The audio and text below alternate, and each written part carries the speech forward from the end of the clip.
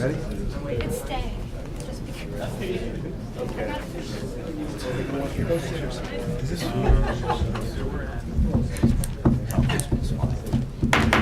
Good evening, everyone, and welcome to the Mount Olive Township Council meeting and workshop session for July 25th, 2017.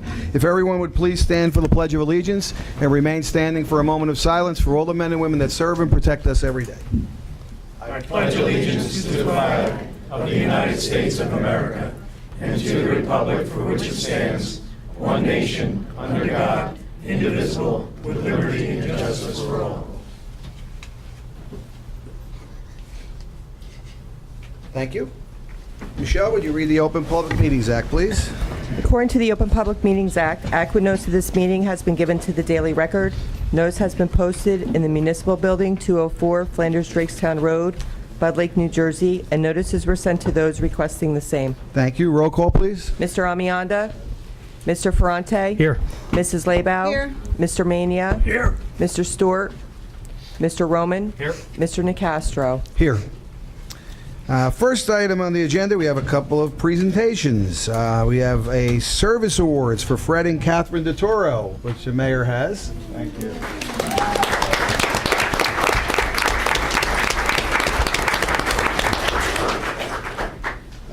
It's good to see everybody out tonight. We've been having terrible difficulties getting people to come to our council meetings, so I figured I would invite and honor the DeToros and fill the room. And fortunately, baseball had a good run this weekend, so we have a room full of people to celebrate some good things in town. Fred and Kathy, if you would come up here, please.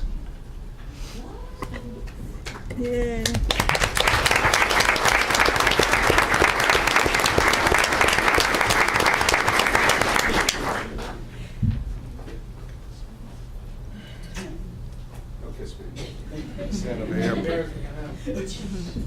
Okay, well, for the second time this year, I am very proud to be able to honor those who have dedicated their lives to the township through their service in the fire and EMS areas.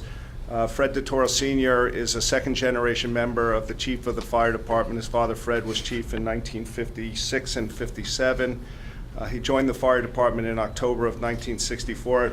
That was 2 years after I was born, just letting you know that. Chief of the department in 1980 and 81. He was past association president, longtime president of the Relief Association, and he's still currently the president and Mount Olive first fire marshal, I guess, from 1973 to 2001. And Kathy joined the department in September of 1973 and was one of the first female members, EMS captain from 78 to 79, 82 to 83, and again in 1992. Kathy was the first female EMS captain, one of the first. She was first to perform an emergency childbirth. The baby boy went on to become an EMS captain, and in the department himself, Brian Dolan, was that child, and a longtime dispatcher with the Mount Olive Police Department.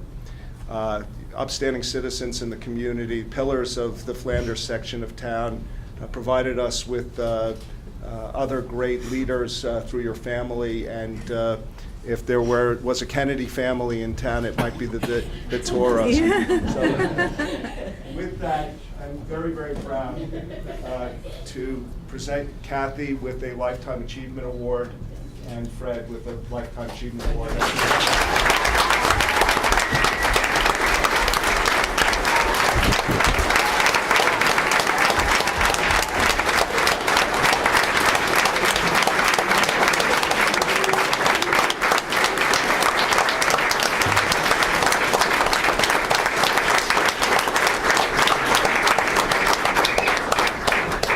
Thank you so much.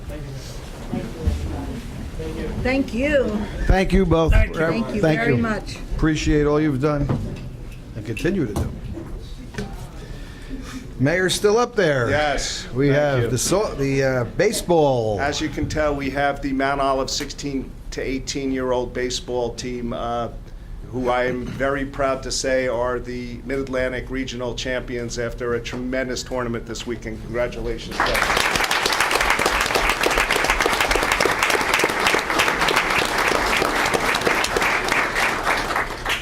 I was very fortunate, actually.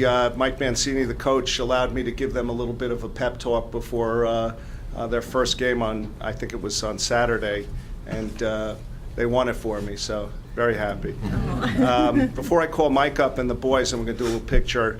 I'm going to read you what I understand to be this team's history and accomplishments. As we honored the Mount Olive Marauders 16 to 18-year-old Babe Ruth baseball team and the tremendous season these boys are having, let's talk about just how special this group has been for Mount Olive in each season they have played the game. Most starting playing travel baseball in 2008 as 8-year-olds, and the majority of the team have been playing together ever since. They won district championships in 2008, 2009, 2010, and 2014. They were runner-up in 2011 and 2012, and then a third-place finish in 2013. In state tournaments, they placed third in 2008, fourth in 2009, fourth in 2010, and were a semifinalist in the 2012 states. But then things started to change as they went on to win the first ever state baseball championship for Mount Olive Baseball and the Mount Olive Baseball Softball Association in 2014. They followed that up with 4 consecutive state titles in 14, 15, and 16, and then again this year in 2017. A four-peat for this group of boys that continue to grow as a baseball team. Following those up with another first for Mount Olive as they won the 2014 Middle Atlantic Regional Tournament Championship. They then came up just a little short last year in the 2016 Regional Tournament, which I thought you guys were going to win, but it didn't happen.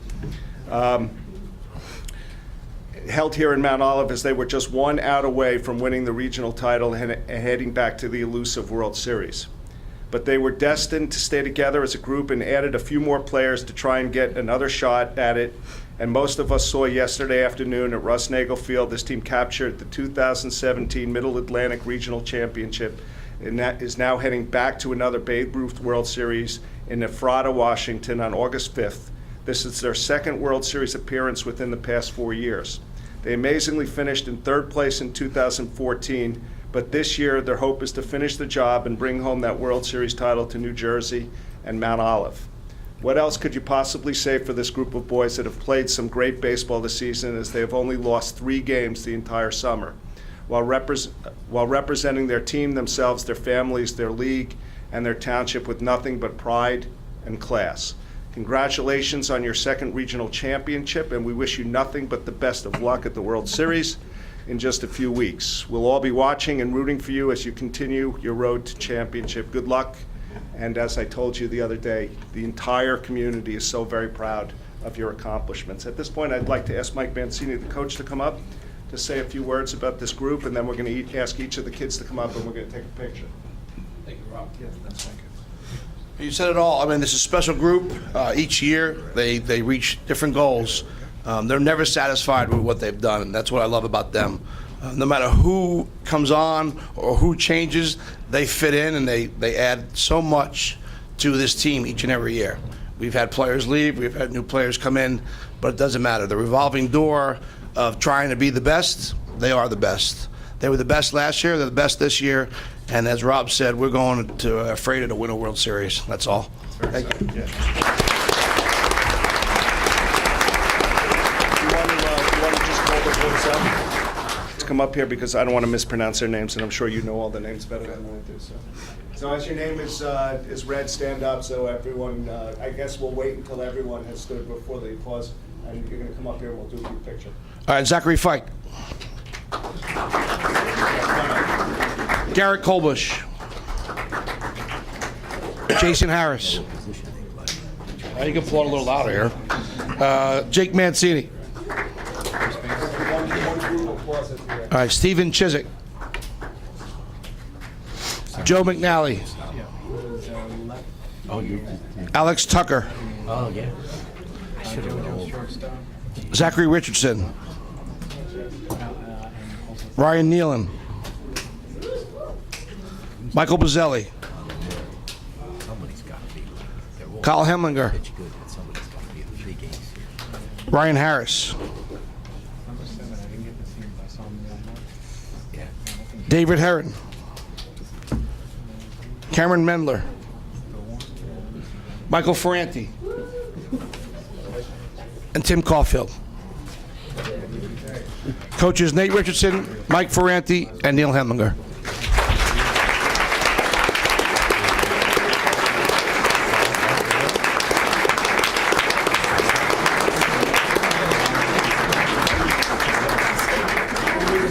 Rows can get everybody in the picture.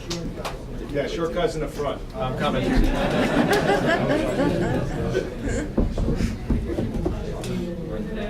There are benefits for being vertically challenged. Someone in front's got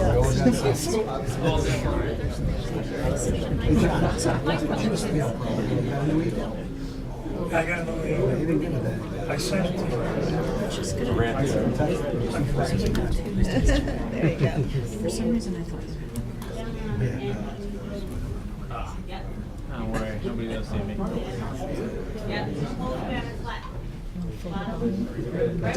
Photobomb. I know.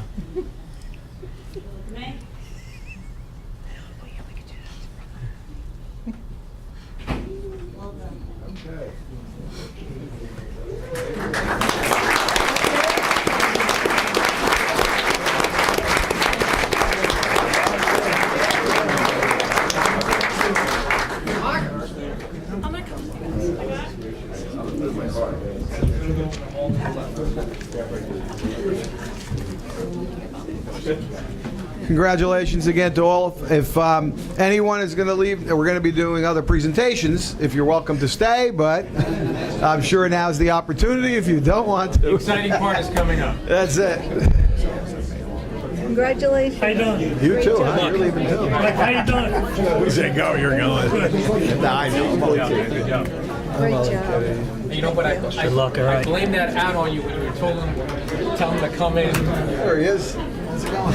There we go. So exciting. It was a little bit. I thought it would be more. I wasn't expecting to do it.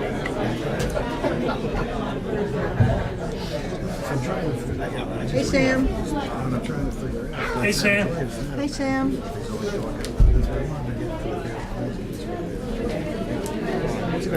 Mr. Weiss, how are you?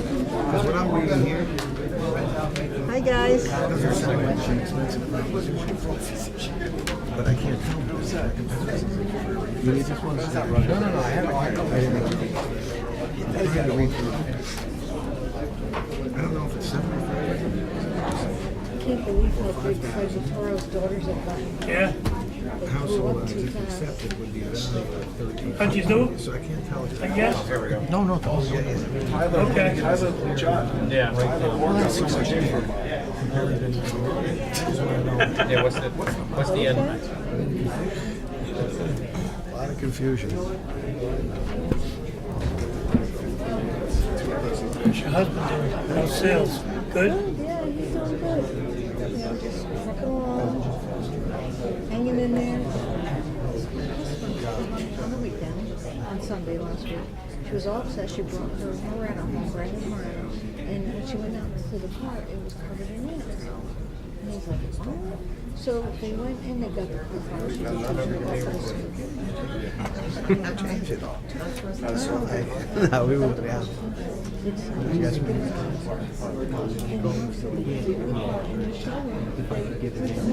Be short, but just to let everybody know what it was. Bring them up. Close enough. There we go. Thank you. Okay. Okay. We're moving on to the next item, which is the Combfield project with Mr. Kozan. And Fred has the attorney has a few things to say prior to mention, and then we're ready for your presentation. Yeah, Council President, Mayor, Administration. This is a matter that, the Coomphil site is one which a number of years ago was capped, and as a result of litigation, there was funds put aside by the state of New Jersey to take care of basically maintenance and oversight for the actual landfill. But ultimately, there's also a tax sale certificate against the property, that which the township could take ownership of the property if, under the right circumstances, we were to resolve certain issues with the DEP and make sure the township's in a position that we would not have any liability for or responsibility for the ultimate, continued maintenance and the care of the facility and the capping of the site. What happened was a number of years ago, the township started along a project to see if we could have a solar project on the site, and a particular bidder came forward. When they came forward, they had a due diligence period, and they had terrific information about the site. Some very good information and due diligence was done. But then, for a number of reasons, that particular suitor for the property, they left their deposit with the township, but they didn't want to proceed. That person who worked on the due diligence was Jack Kozan, and so he had a great aptitude and knowledge as to what was going on at that facility. So this governing body, at the recommendation of the administration, said, why don't we have Mr. Kozan come back and take a look and see what's happened over the last few years and what would be involved if there was an opportunity for the township to proceed and turn this into a site that is actually profitable to the township, but minimize any risk or exposure that the township would have in that process. So Mr. Kozan is here. We've gone through really the first phase. We've had a number of meetings and communications with the DEP, and the DEP has been much more cooperative than they were 6 years ago about this issue and wanting to work with the township. So with that being said, Jack and Mark Manowitz, who is an environmental attorney who brings an awful lot of experience with respect to a project such as this. And, John Dorsey used to say, don't let other attorneys get involved. But when it comes to Mr. Manowitz, he really brings a specialty that I think would be a great assistance to the township. So Jack and Mark have a very short presentation just to bring you up to date, which also includes a suggestion as to what they'd like to do going forward to continue down this path. Well, thank you very much, Fred, and Mr. Mayor, Town Council. Appreciate the opportunity to be of service to you in this most important energy project and potential redevelopment in the community. I prepared some slides and some talking points to build on what Fred just mentioned with respect to the important considerations if you're going forward looking harder at this project for acquisition and redevelopment. The purpose of our meeting tonight is then to cover these three things, is to give you an update on the regulatory affairs that are important in terms of considering the acquisition, because that's where most of the liability issues lie, is with respect to the regulations that applied to the site then and apply now with respect to anyone taking on potential ownership.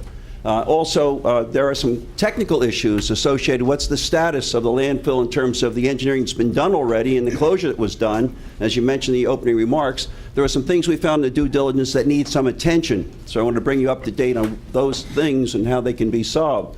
And then to assist you in looking at contracting for the installation of a solar facility on the landfills is something we'll give you an update on that. Two other points. There are some emerging regulatory issues which will make this project site now more interesting to developers because of some emerging regulations and stipulations that will accelerate what they can do to get revenue from this project. And those have just been passed on the federal level and state level. I'd like to just give you an overview of those because that could be an important factor also in your decision. And then lastly, certainly I'd like to give you a few suggestions on next steps, going from here. Just in summary, what's out there? The landfill was closed, as council mentioned. The landfill cap and the remediation to contain the waste and control it consists of these elements. There's a landfill clay layer that was put over the waste that would prevent moisture from getting in. There's another layer on top of that with sand and some piping in it to allow for the rainfall and infiltration. It's supposed to get in there and go out so it doesn't go in the landfill. And then the water would go out around the edge of the landfill perimeter drain and then get off site. There's also in the remedial system, there's some monitoring wells around the edge to look at the water to make sure whatever is coming out and under the landfill is not impacting the environment, surface water bodies, and others. And there's some gas vents that as the waste decayed over 20 years, gases were developed and were vents in the landfill allowing for that to occur. So we examined all of those conditions and their status today, and going forward, what should be done. This is a Superfund, which is a higher degree of regulatory involvement, because the federal agency involved as well as the state. From your perspective, to look into a possible acquisition and managing risks on this redevelopment, the things you need to be concerned about, and we were, as we looked at this, are these items. There is now a known groundwater discharge that came from the landfill, and that's important. And was my early concern, Mr. Mayor, as you recall, in terms of any potential acquisition where this could become a burden, and we talked about it years ago, it finally was manifest and they found it in some monitoring. But it's being managed. And we'll talk about it later, how the state's taking responsibility to fix that. The past costs that were incurred to do the remediation could potentially be a concern where the state or federal agency may want the community perhaps to provide some money back as a result of any benefit you might see in revenue and so forth produced with the redevelopment of the landfill. And so the past costs, and then if you did acquire it, what are the future costs and what those costs might be in burden to the community? And how do you manage those so they aren't a burden?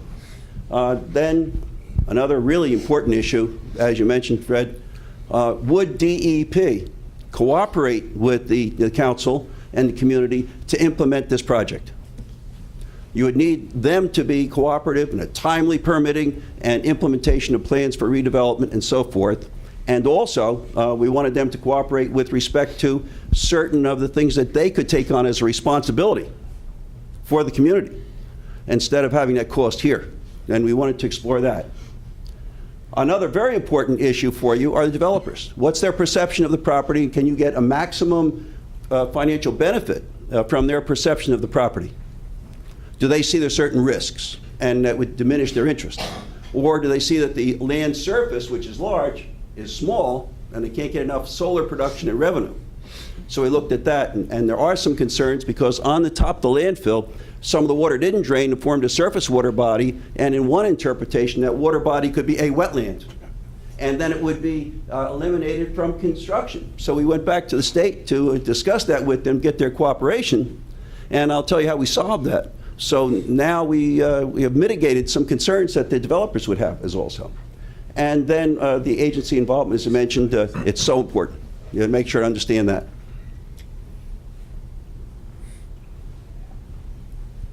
So just quickly, a scope of work that we've carried out for the communities thus far. We went back and we did a comprehensive evaluation of the entire public file of everything about the construction, see how it was done, where it was done, and what's the condition and how it was designed and implemented. We looked at the remediation, the cap that was put on, and the wells and how it was designed and monitoring. We evaluated the landfill cap, the next thing. Once we got past there, what's important for the developers, can I build on it, and important to you also, could you build on it without causing any damage to the clay or the cap itself, which could give rise to a new problem? And we did an engineering analysis, and the cap can certainly take the load, the weights of what would be on a surface-mounted solar system very satisfactorily. The surface has settled, it stopped moving, and also the layers of soil and so forth have the bearing capacity to deal with the load that would come from these ground-mounted systems. In order to develop the solutions I'll describe later, we had multiple meetings with NJDEP, the most notable one in December of 2016. We'll report back on that, where we achieved formal agreements and commitments for the state to take on many of the responsibilities and mitigate some of these problems. We went to EPA also, and we took a look at what they might be looking at in terms of any lien or cost allocation back to the community, and developed an understanding how to mitigate those things. And so we wrapped that up into a strategic plan that we recommend to you for the advancement of the project productively. Just quickly I'll touch on the findings, both technical and regulatory, quickly. And what we found is the landfill remediation is really complete. The cap does need repairs. We know where they are, and we know how to do it. And we would put that in the hands of a developer to take care of those issues. The groundwater release is ongoing. You know from the community standpoint that the next step is they're doing some measurements of where it is, and they're going to take on, the state's going to take on the responsibility to do the remediation of that groundwater. The cap, as I mentioned, is very suitable for the construction, except for 12 acres, about 12% of the total area, which requires some repair, which the state has now agreed could be done by the developer in conjunction with the redevelopment of the cap, so it could be used for landfill solar. The wetlands, as I mentioned, the development constraint is mitigated. DEP has agreed they will not classify it as a wetland, and that area can be used, and that really expands the surface area for use and maximizes the revenue that could be produced from the cap. It would have been a really big liability if it stayed the way it was. The landfill cap surface is irregular from years of settlement in certain areas and not others. We studied that. We looked at all the maps, and the settlement has stopped. So it's now stable, but it has to be leveled in order to put the platform on, and that would be a regrading step that the proposed developer, if you decide to go in that direction, would do, and the state's agreeable to allow that to occur. Jack, can I interrupt you for a second? Sure. So if I understand everything that you're telling me, from when we first looked at this project and all of the issues that were on the landfill itself, with the work that you've done to date in terms of getting DEP approval, it's much more desirable geographically to a developer, because you're going to now be able to fix the spots that were previously were not going to be able to have solar on them, that 12%, correct? Yes. And secondly, the developer is now going to come in and fix the cap as part of their overall responsibility before they start to build on top of the cap, which hopefully will also tend to mitigate any of the off-site runoff that's coming from, most likely coming from the penetration of the cap itself. Exactly. So it's a win-win. Yes. From that perspective. Right. Yeah. Okay. Yeah, we've got the state to, because initially they were resistant to having anyone else out there. They thought things were fine, and if they were going to do it, they do it with a state or federal contractor, and that would not work time-wise to take the incentives that are available from the solar programs. That would make it not a feasible project. And I know you're going to get to it afterwards, Yeah. but those type of improvements which are going to be required for a company that's going to come in and install the solar. Yes. Does that make it, I'm sure you're going to get to it, it's still attractive to them in terms of their profit, their view of the profit that they're going to get off the site ultimately? I would say so, because we've quantified what that fix may be in the context of this large. It's a 17-megawatt project, would be a very substantial capital cost, and the fix is a small incremental percentage, so it should be not a big problem for them. We've talked to some people in general that are in the market that do this, and they were still very interested in the site. I can tell you that there was a period of time where I was getting probably weekly calls from different developers who Yep. are interested in developing the site. I haven't had any calls from anybody in a lengthy period of time, and I don't know whether that's because we brought you on and now you're the contact person, or whether the interest in the property has waned to some degree for whatever reasons, SREC regulations. I don't know. It's a second case. What has happened is, if I maybe move forward on Yes, that, the go ahead. SREC situation has changed. Jack, Mr. Manning has a Quick question. Yeah. question, for my own edification. Yes. What do you think caused the damage to that 12 acres? The 12 acres differential settlement. Waste put in a different place and not handled the same way. Wasn't closed properly. Wasn't closed properly. And also what Just curious. Wasn't closed properly. and that sand layer I described over the clay, I looked at the as-built drawings and what was done, the material they used. They're supposed to use a certain grain size of sand in that layer so it would drain. They didn't. It was full of silt. It didn't drain. In addition, I saw in some of the construction memos that the piping that was put in the drains was put in and was broken, but to maintain schedule, they kept going. And that corresponds, those two conditions correspond to the place where I observed and mapped the settlement, and also a crack, in the landfill surface. And they have internal memos within DEP that I played back to them to make them recognize that, there's a problem here, their own memos, in terms of what needed to be done in that area. So that's Thank you. my sense, and I work with my geotechnical Thank you. engineers on that, okay? Mr. Mayor, can I just do Yes, this please. and then go to the Yes. SRECs? Yeah. Yeah. Yeah, okay. You want to do that? Okay. And I apologize. I should have introduced my colleague, Mark Manowitz. That's very inappropriate of me. Mark's really been key part of our team. I'm sorry, Mark. Thank you. But the NJDEP agreement that Fred and Mark developed as a result of our showing the information to them, what their responsibilities were, they're very, very important. They're these items. We presented things in December 2016. They came back with a letter committing to these things February 8. One, they would partner with the community if you go forward to develop a solar project to mitigate the Mount Olive issues.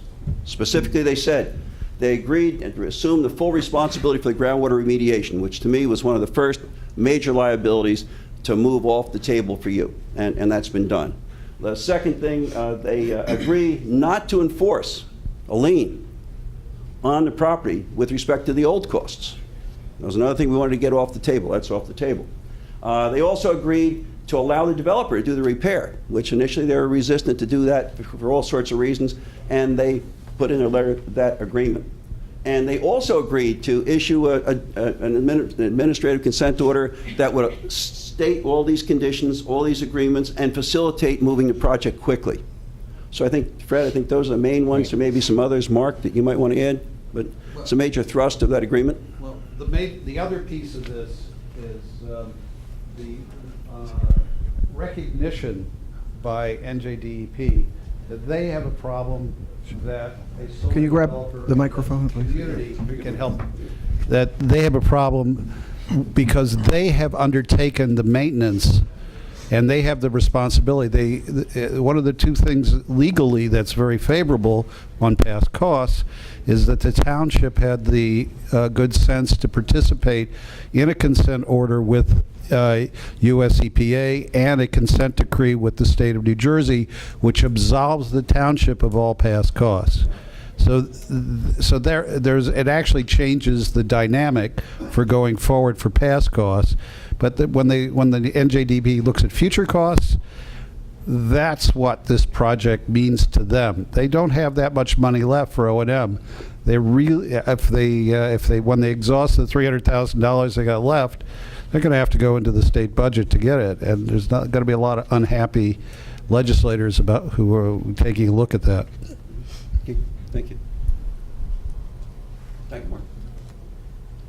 Jack, can I ask Mark a question? In terms of future liability at the site, if we were to take ownership of the site and there were some additional groundwater issues or some other cap issues, would the township have liability for those new issues, or would that remain with the state of New Jersey? Well, as you well know, the owners of landfills and those who acquire it at a particular period of time have liability in New Jersey for whatever happens on the land that they own going forward. We have resolved past costs. However, there are two pieces of the statutes, both federal and state, that are very favorable. The first is that when you involuntarily acquire the property through a tax lien, you're considered exempt from liability under the New Jersey Spill Act. It's an exemption for the township if it acquires it, as Fred has very adroitly indicated, from the tax lien. Secondly, under federal law, there's a recognition of municipalities having similar issues. The second layer would have been what's called the Brownfield statute under federal law, which gives exemption from liability under the Brownfield Acts for those that acquire landfills for purposes of development. The solar contractors are interested in that, and the solar development would fit into that federal statute. The only issue with them has been, as Jack mentioned, there's something called a windfall lien, which is designed by Congress. So if somebody has the government clean it up and it becomes usable and they start to use it for profit, it seems unfair to the Congress that they get to do that without having to pay something back to the government. That's what the windfall lien is about. when Jack was looking at the Rockefeller Group, looking at the developing of the landfill for, I guess it was stores and whatnot, I think that's right. So quite a long time ago, they brought an action which was heard before a hearing officer at the US EPA, and quite correctly, and it was never appealed. They said, forget it. This is not that kind of a windfall. You know, you're not changing the landfill. You know, the value of the landfill has nothing to do with the cleanup of the landfill. It has to do with the area around it being developed and having other stores. It's not appropriate. And the same is true today. For them to, if they wanted to seek something from the township, they'd be faced with an adverse decision by a hearing officer, and the facts haven't changed. Thank you, Mark. And that EPA action we were involved in, Yeah. and I think we must have called there on a daily basis till we got that decision. And like they said, it's terrific, because I think going forward it protects us from the government coming back to collect more. But I also think it's important to note, you know, what the mayor's also asking Mark, and we've talked about it, is you know, we get ourselves involved in this going forward, something goes wrong, what's our exposure? And that's where you've provided that expertise. And maybe you could take a moment just to hone in on that a little bit. We also talk about the contractor responsibility. Yeah. Well, there are three pieces of protecting the township. The first level is the exemption under state law, the brownfields piece under federal law. The second portion of that is the responsibility of a solar contractor to do work necessary to fix the cap, which is an important part. The third piece is there is available insurance today to insure the township, and the concept would be you would have the contractor pay for that insurance out of the revenues from the solar project to give you substantial financial leverage, if you will. If something were to happen, you would pick a AAA insurance company that has the financial resources, and you have a sufficient policy to make sure that you're covered. So those are the three levels that is available today that can protect the township going forward with this project. And all of those, I think, need to be in place, or at least about to be in place, before they acquire the tax lien. You have to put all of those pieces together so that the township is protected before they acquire it. So if I understand you correctly, if we follow the steps that you have recommended, there is very little liability to the township that wouldn't otherwise be either statutorily negated or covered by insurance. Yes, that's exactly right. The only other question that I have, Jack, is my recollection is that when we first looked at this project many years ago, the EPA, besides the DEP actually wanted a cut of whatever revenue was coming off the redeveloped landfill site. But the EPA, if my recollection serves me, had or was asserting at least $1 million past cost recovery lien on the project. Is that incorrect, or? It was more substantial. Okay. Remember, and they had discussed it, but then when we brought to their attention the fact that the agreements had been signed as a responsible party, and you were held harmless from those future costs. Yeah. That mitigated that potential for them to reach into your pocket. So EPA is not looking to recover any past site recovery? Well, they may want to. They were unhappy that they lost, okay? Okay. But the work that Fred and his folks did in the consent order and the consent decree protects the township. Yeah. Okay. Okay. Yep. All right. So far, it sounds like a win-win to me. We're fixing the landfill. We're protecting against other potential issues by redoing the cap and making it into a useful revenue-producing site. Yep. Right. Sustainable energy. Sustainable energy. Right, And the state wants us as a model of how to do it right, Yeah. instead of the way it's been tried in some other places. And along the lines of what the mayor just said, I just want to add, it's my impression after the work that Jack, you know, and Mark have done, is that the state just isn't in, we're not confident that the state's in the position financially to really do what we would hope or what they're supposed to do. Right. So we put it, If we don't get on this road, it may not get done the way it's supposed to. right, Yeah, and they- that's a serious problem. That's an important point. Over the time since the last time we looked, and each time I checked in to see where they were still writing reports saying, yeah, well, but. State And likes they to weren't write doing reports. You know, and they were writing their reports, and then it would go under a 5-year review by EPA, and EPA said, wait, we still think there's some things you need to do. So you're right, they didn't have funding to do the corrective things to improve the cap. Okay. I just have a quick question. Yes, Councilman. When you said that we'd be exempt from like future problems that may arise, Yes. that they would still have to be fixed or rectified, so who would take care of that? Where would that come in? The funding to do that would come from what we see, if they occurred. There are two kinds of risks. One, that's anything getting out of the landfill, and that's the state. We've developed an agreement with them. They take care of whatever comes out of the landfill, which is the primary risk. If anything happens to the cap and so forth, something comes out of the landfill, they're responsible. And the cause for something to come out of the landfill, if that was, for instance, something caused by the construction, that's where there would be some potential risk, and that would be the contractor, and he'd be insured. I can tell you that's another project just like this that I've done in Massachusetts, where there's a very substantial cap and clay layer and so forth, and I've seen the installation of these ground-mounted systems. They don't penetrate the surface to cause a problem with the clay. So that risk is very low for the kind of construction. If there was something go into the cap, then the risk would be higher. But the construction doesn't induce that risk. I assume whatever contract we had would have an indemnification Yep. provision Right. between the contractor and the township. Exactly. Right. Yeah. Thank you. Okay. And I just turned to the incentives, just to get to these and some important changes. Until recently, the federal tax credit was going to sunset, and so that may be, Mayor, part of the reason why you weren't getting all the calls, because they had to get something on board and they had something permitted and in the ground under an old schedule.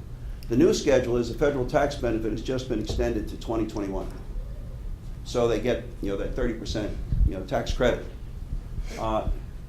One thing that's going on that was still a bit of an anchor until recently, the current New Jersey Renewable Energy Portfolio. What that is, it's a requirement to have a certain amount of renewable energy brought onto the grid each year. And that was a program that was laid out and said you need to have so much energy from solar or wind or something each year. In some years, that demand was way up here and was going down and down and down. It's going to sunset in the existing plan. So that would diminish developers' interest in yours, certainly. But what offsets that is what's happening right now, which is quite favorable. Senate Bill S-2276 modifies that plan, accelerates the SREC demand to avoid the market decline after 2018 and for about a 5 or 6 year period, where it's really a favorable situation. And so this change, combined with this, the really net effect is there's a near-term developer interest. Now it's just starting again as a result of these changes.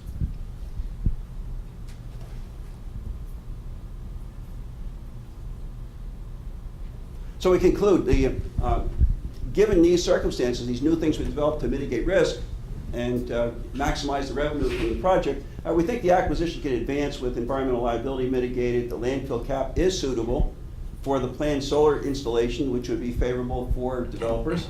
To capitalize on these new SREC market drivers, developer selection really should progress now and get them on board now that this new opportunity presents itself to them and to you.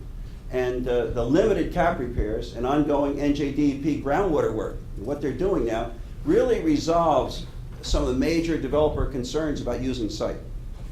And as a result, the developer perception of the site should be much more favorable because of the economics and also the control of the groundwater and mitigating that risk. So next steps. If you're thinking you're going further on this, we would suggest that you issue a request for qualifications because you want an entity that can do a large landfill project with a lot of experience in earthwork, this kind of fix-up, and with the financial stability to do this and the commitment to do it. So, because there'll be many people come in from the marketplace, and if it's just price-driven, they won't have that experience on a large landfill like this, and the kinds of things that have to be done here and the regulatory experience necessary. So we would suggest you use a request for qualifications, screen these down to a number of qualified people, and the next step would then issue quickly a request for price proposals, depending upon how you want to do this. So you go from the qualifications to a price proposal, select a preferred developer. Concurrently, as this is going along, get ready to do an acquisition. But until you get all the developer agreements and liabilities tied down, and insurance in place and so forth, you probably would, want to hold off on an acquisition, with the tax foreclosure. Am I correct in assuming that you can prepare the necessary documentation for the request for qualifications, having knowledge of the industry? Yes. And that's something that you presented to us or are presenting to us in terms of the next step of your retention on behalf of the township? Yes. Okay. And Fred, you're ready in terms of what would be required at the appropriate time to Yes. to actually Yes, yeah. foreclose on the property? Yeah, we would have to restart the process again, but the last we've checked, there's really no difference in what is going to have to, nothing's changed title-wise, so that's correct. Yeah. Jack, have you presented your proposal in terms of the next phase of your work for the township to the township? Do we have that already? Draft, yes. Okay. So what steps, Fred, do we need? I think that I recall. Fred, have you seen it? I've seen it, and it really would take us forward with getting us through putting together really the specifications for the potential developer for the site, and with the guidance of and the terms put together by Mr. Kozin and Mr. Manowitz, and then also I think it really would be competitive contracting where we'd have to have qualifications and scoring, and then with the guidance of both, basically Jack and Mark, meet with a subcommittee and score the proposals based on their qualifications, experience, and ability to do this. Yeah, That's I don't what doubt it that. In speaking to Mr. Manowitz before the meeting, it seemed to me that there was some, and based upon the SREC information that you've given us, that there is some benefit to moving as quickly as possible with the next Right. step, as the interest in the property is based directly on what's happening in terms of the legislative passage of those particular acts. So my thought process is, Fred, let's get a resolution on to retain Jack at the next meeting to, and your team. I don't mean to exclude you, Mark. Yes. So that, assuming that we have the funding in place. I was gonna say, what's the funding? I don't know, we need to see what the resolution is, but assuming that that we have the funds to be able to do this at this point in time. Mr. Roman? Well, thank you very much for your presentation. I think as you were talking, I was writing questions down and kept crossing them off as you were answering them. But so forgive me if some of these questions you already answered. If we do nothing, what are our current liabilities? Nothing. We don't I don't own think it. there are any. You'd have to address that, We don't own it. discharger under any of the statutes? If you're going to speak, you have to speak into the mic. I'm sorry. I think the answer is none. Okay. Because you don't own it. You're not a discharger. You're considered a third-party participant on the earlier settlement. So there is a settlement agreement that says you are one of the PRPs that put waste into the landfill, both from the federal and state standard. But that's settled. That's a done deal. So you're not liable. That's gone. That liability. And then also further, you had said any emerging regulations and incentives. Right now they've been extended out to 2021. The federal tax incentive has, the provisions for that have been extended to 2021. Okay, and that's pretty basically what we're I guess the regulations that we're currently proposing to fall under, correct? Yeah. The Right. project would be under that on the federal side. Okay. Yes. Now, is there any possibility for any kind of different developments on this site, let's say future down the line, based on previous landfill sites, you know, say 20, 30, 40 years from now, that it could potentially be used for any other development other than, you know, a solar farm? I've looked at over, what's a 6, 8 year, 9 year period, a sequence of kinds of reuses of this landfill, and I've also done other landfill redevelopments like this in as many as 1,000, 1,500 acres to see what the development could be. In this particular landfill, in comparison to others, this landfill has a very high slope, very thick wastes, and it's got the contamination in it. In order to develop it, because of the shape, there'd have to be a lot of leveling done. You'd have to disturb the cap. You have to put in a lot of soil and a big expense, which would preclude the normal kinds of uses for a site like this, which would be a big box, like a Target. Target came in and looked at it. And they spent quite a bit of money to look at foundation engineering and so forth. And they concluded that, you know, in order to do this safely, they'd have to put piles through the waste in order for things not to differentially settle. And they put them all the way down through the waste. And there's rock down below the sand and gravel there. They looked at the cost of that, and then leveling the site, and it would be too costly. And I think there was a similar kind of construction, maybe an office complex looked at earlier by Rockefeller with the same constraints. So I think the future uses are minimal, that would pencil and be suitable. Now, are those future uses, would they improve over time? In other words, because of the age of the landfill, as it settles more, or compacts more, whatever decomposing that happens on in there? The concern is the existing shape of the landfill. The decomposition of the waste has finished, as evidenced by... When did that finish moving? What? When did the settling stop? It was about an 8-year period out where we looked at, initially the shape of the landfill was smooth, and then we looked at the maps, the elevation maps that were doing this, and doing this, and doing this, and we plotted them up until we got the last one where it stopped in this present shape. And the exact year, I don't remember. I could give you that information. But we've tracked it since then, and it's stable. The waste has taken its decomposition. And the second thing that gives you evidence of the settlement is as the settlement occurs, the waste degrades, the gas comes out. And so you actually look at the settlement that's observed and the gas that's released. And the gas release also went down to signal that, you know, the settlement has been taken care of. It's out of the landfill now.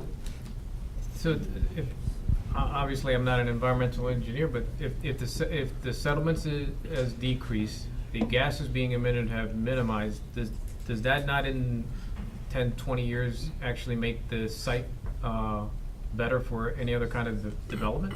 Those aren't factors in the extent to which the site's developable. The shape of the landfill is. Okay. And that's where the costs come in. And also then having to put a higher load on that waste, which then could cause additional settlement. So the foundation designs in a landfill would cause you to have to put piles down through the landfill at a cost. And then also you'd have to fill in the low parts and make it level. The slopes, you know, like 30 feet of fill over 50 acres. And the cost of that fill would be so high that you would go to a site that's flat and not requiring that remedy. And I know you answered this, but I just wanted to make sure that, I know the NJDEP is no longer going to enforce any liens on it, and what assurances are that the federal EPA is not later in the future going to change their mind and enforce any cost, you know, upon either the township or any developer? Well, the question becomes, what tools do they have to enforce this? And the answer to that is looking at past costs have been settled. So the question becomes, is there something going forward in the future? So what would EPA do? Well, they've delegated it to New Jersey. New Jersey is the primary factor here. EPA is not a player for incurring costs here other than oversight costs in their 5-year report, which are minimal. If they wanted to come back again for the money they spent on this site, it's a past cost. There is a consent decree and a consent order that settles that issue. Also, what are the anticipated revenues for the taxpayers in the township? I don't have that information. You know, 'cause I for one would like to know, yes, we're looking at no liability, but I can tell you what the analysis was the last time that we looked at this site, and things have obviously changed. But I think that the revenue that was going to come off the site was somewhere in the $300,000 to $400,000 a year range. yeah, I remember being somewhere around the 250. I just, I would love to develop the site. I definitely want to go forward and explore the options. Well, we I definitely would need to won't know what the revenue, the projected revenue is until we take the next step, which is Right. the going out to bid for the project, and we'd then be able to know, what it is that the township is looking at. But you also have to recognize that we have an obligation to the residents of Mount Olive to do what we can to fix that cap. And what I'm hearing is that the state of New Jersey really doesn't have the money to do it. And so this is a win-win in terms of the cap is going to get fixed and the township is going to see revenue out of this site. I do recall that there was another project which was looked at for this site, which was a golf course at one point in time. And I don't know where it went. And my other recollection is, I think when Rockefeller Group was looking at the project, they determined that it was actually cheaper to remove all of the waste from the landfill than it was to actually bore through the cap. And I'm sure that the DEP would not take a favorable look with anybody doing either of those two options. As we know from Roxbury, when the group wanted the waste removed, it causes other problems that the DEP would not allow to have done. And I'm sure that they're not going to let anybody go through the cap either. Yeah, that is a criterion, yeah. Thank you. Okay. I have just 3 questions. The water contamination issue that's being rectified right now with the public water being put in? Yes. Off-site, that'll be completed, correct? We won't? Yes, Okay, and the state will finish that whole thing, so we won't incur any cost for that? yes. Okay, good, thank you. The other thing is, for all of the incentives, once the plans are filed on what's gonna happen, even if it gets finished past 2021, it'll still be in effect because it was filed? The plans were, approved or whatever? I can't answer that. I don't know the trigger and whether it's permitted or if you actually have a shovel in the ground. Oh, I don't okay. know. Okay. That would be a That was- decision that the contractor Yeah, would right. come in and Yeah. evaluate in terms of whether or not they wanted to bid on the Right, project. yeah. Okay, that's fine. And then just one other question, with Alex's questions were brought to mind. The soil that's there, although it's already pretty much settled, there's not a lot of gas coming out, so on and so forth, that soil's still contaminated. Whether there's gas coming out or not, it's still contaminated way, way down, right? It's not They- the soil it's- that's it's- contaminated, it's the The waste, I'm sorry. It's the waste. right, The You know, waste the- yeah, is the still wa- What you're contaminated. Yeah. having now is you're having water penetration into the cap, which is now leaking out of the landfill and has contaminated wells Right. adjacent to the landfill. So there is in any municipal landfill, there is a component of hazardous waste. Right. Yeah. So just because the gas is stopped, because it's settled, doesn't mean that the waste is not Contamination is still contaminated. there. It's still there. What's there is still there, Yeah, and the always mayor be is there. correct that if the cap was performing completely, you wouldn't be getting water in and wouldn't get water Out, okay, good. And so this that's- will be solving part of that capping The area, 12%. which now is allowing more moisture to get in and having something to do with why the water's coming out that the state has to fix. Right, and so that's really crucial, It's going to be because we just- beneficial. yeah. And that's why they were willing to partner, because they see this as helping them Yeah, to solve their problem. absolutely. Great, Like thank the you very mayor much. said, it's a win-win situation. Yeah. Win-win. Right. No loss. We got an empty piece there. We got it all fixed up. Well, thank you so much Thank for you. Really the appreciate it. presentation. Yeah, very good. Great. We want to thank you very much for having the opportunity to serve the community and work along with you on this. Thank you very much. Can Very you send us a informative. copy of the presentation that you just did? Yes. And we can probably put that up on our website, and also, if you Fine. wouldn't mind resending or finalizing your proposal in terms of the next steps that would be required to get this to a qualified bidder. Thank you. Thank you. Thank you, John. Thank you, appreciate it. He's really good. Okay. Very informative. Next item is a discussion. For Bob, we have a letter for state gypsy moths.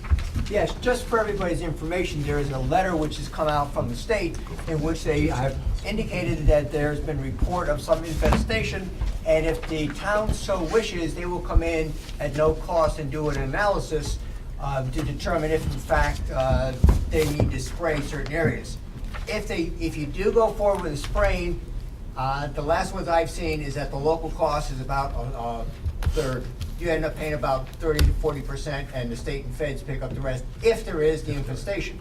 The issue to the governing body is, I asked the staff, and there have been no complaints come in that we've seen relative to gypsy moth infestation. And I don't know if anyone else has seen that. You really have no risk, basically, asking the state to come and look. Right. But if to do that, we need to file a necessary application within the next 2 weeks. I think the drop dead date is second week in August or something, to allow them to come in and do a survey. So there's no risk to doing it. We're not obligated to do anything once they come No. in, but it's a free survey. We Right. have nothing to lose by doing it. Just file. Other than getting some people who may be concerned upset. Yeah. Mr. Roman? Forgive my ignorance, but what do residents know what gypsy moth infestation looks like? And That's they why- even report it? That's Oh, yeah. why they Yes, you do. They've received complaints and reports, they've done some preliminary, they will come in and do their own investigation to find out if in fact the intensity of the infestation reaches a point that it should be treated. If it's a minor, they won't do it. They have certain standards set up in terms of eggs per some linear measurement, and they measure against that standard. I don't know what it is. And our 30%, if there was an infestation and treatment was required, what dollar amounts are we looking at? I have no idea. Yeah. Purely it's a function of acreage. Right.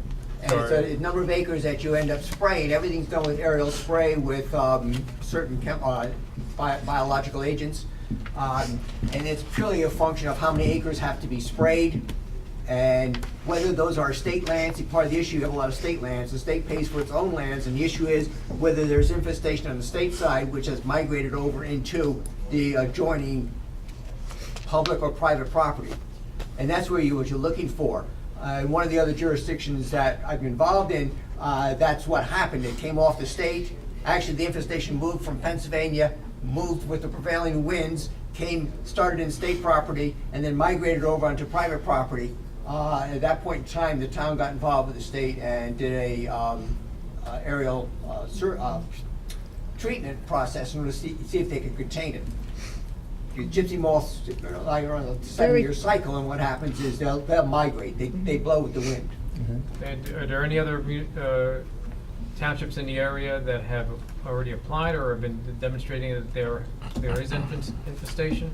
In this particular area, I'm not aware of any. There may be. I'm not aware of it. Because 30% sounds like a small amount, but I'd like to know what that 30% could end up being.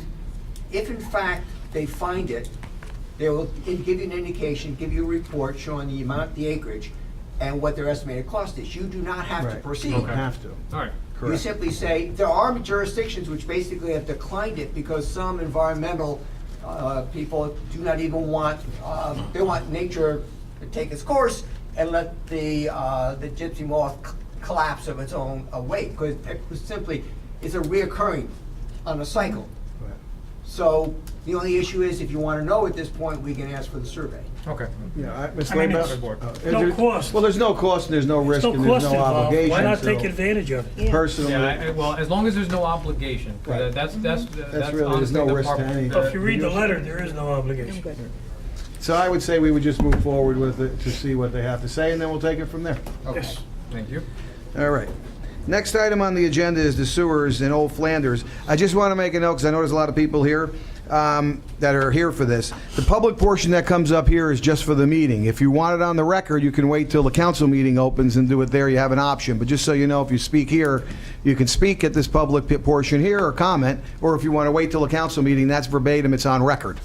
This one isn't really on record compared to the council meeting, which is there. So it's up to you when we get up there. But Bob's going to give us a report and give us the details and the bottom line, at least where we are today with this report that we just received. I have this, I was going to basically use the screen and put a report up there, but I noticed, anyway, it's so small that it really wouldn't do any good. So I'm simply going to refer to this report. If anyone did not bring their copy, we have There's some extra here. copies are available if you need it. But let me just walk you through my report, basically, and then we can talk. Anytime you have questions, just please bring them up during the process. So we're talking about what I understand. I went and looked at the discussions you had earlier this year and last year and a couple of years relative to sewering in the Old Flanders area. Just so we're on the same page, Old Flanders is basically Park Avenue to Main Street back up to the entrance to the emergency entrance into the Flanders Flanders Crossing. Crossing development, which is where the sewer line is. There's a manhole was put there to receive this sewage at some point in time, should you ever receive it. And there was prior information given to you and relative to the cost structure, and that information indicated they were looking at a cost like $35,000 per lot. So at this point, I looked at that and said, okay, I think we need to, some of what I'm about to say, you may have already discussed, I don't know, but I'm going to walk through a whole litany. A lot of it dealing with the Bud Lake project, which some of you are very familiar with, but then again, some of you may not be familiar with. When you basically talk about installing sewer lines, you have three options. You can, one, pay for it all yourself, period.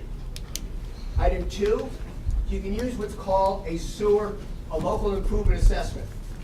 The local improvement assessment is very structured in terms of state law. It's what you did in the Bud Lake system, and we're going to talk about that in some detail shortly.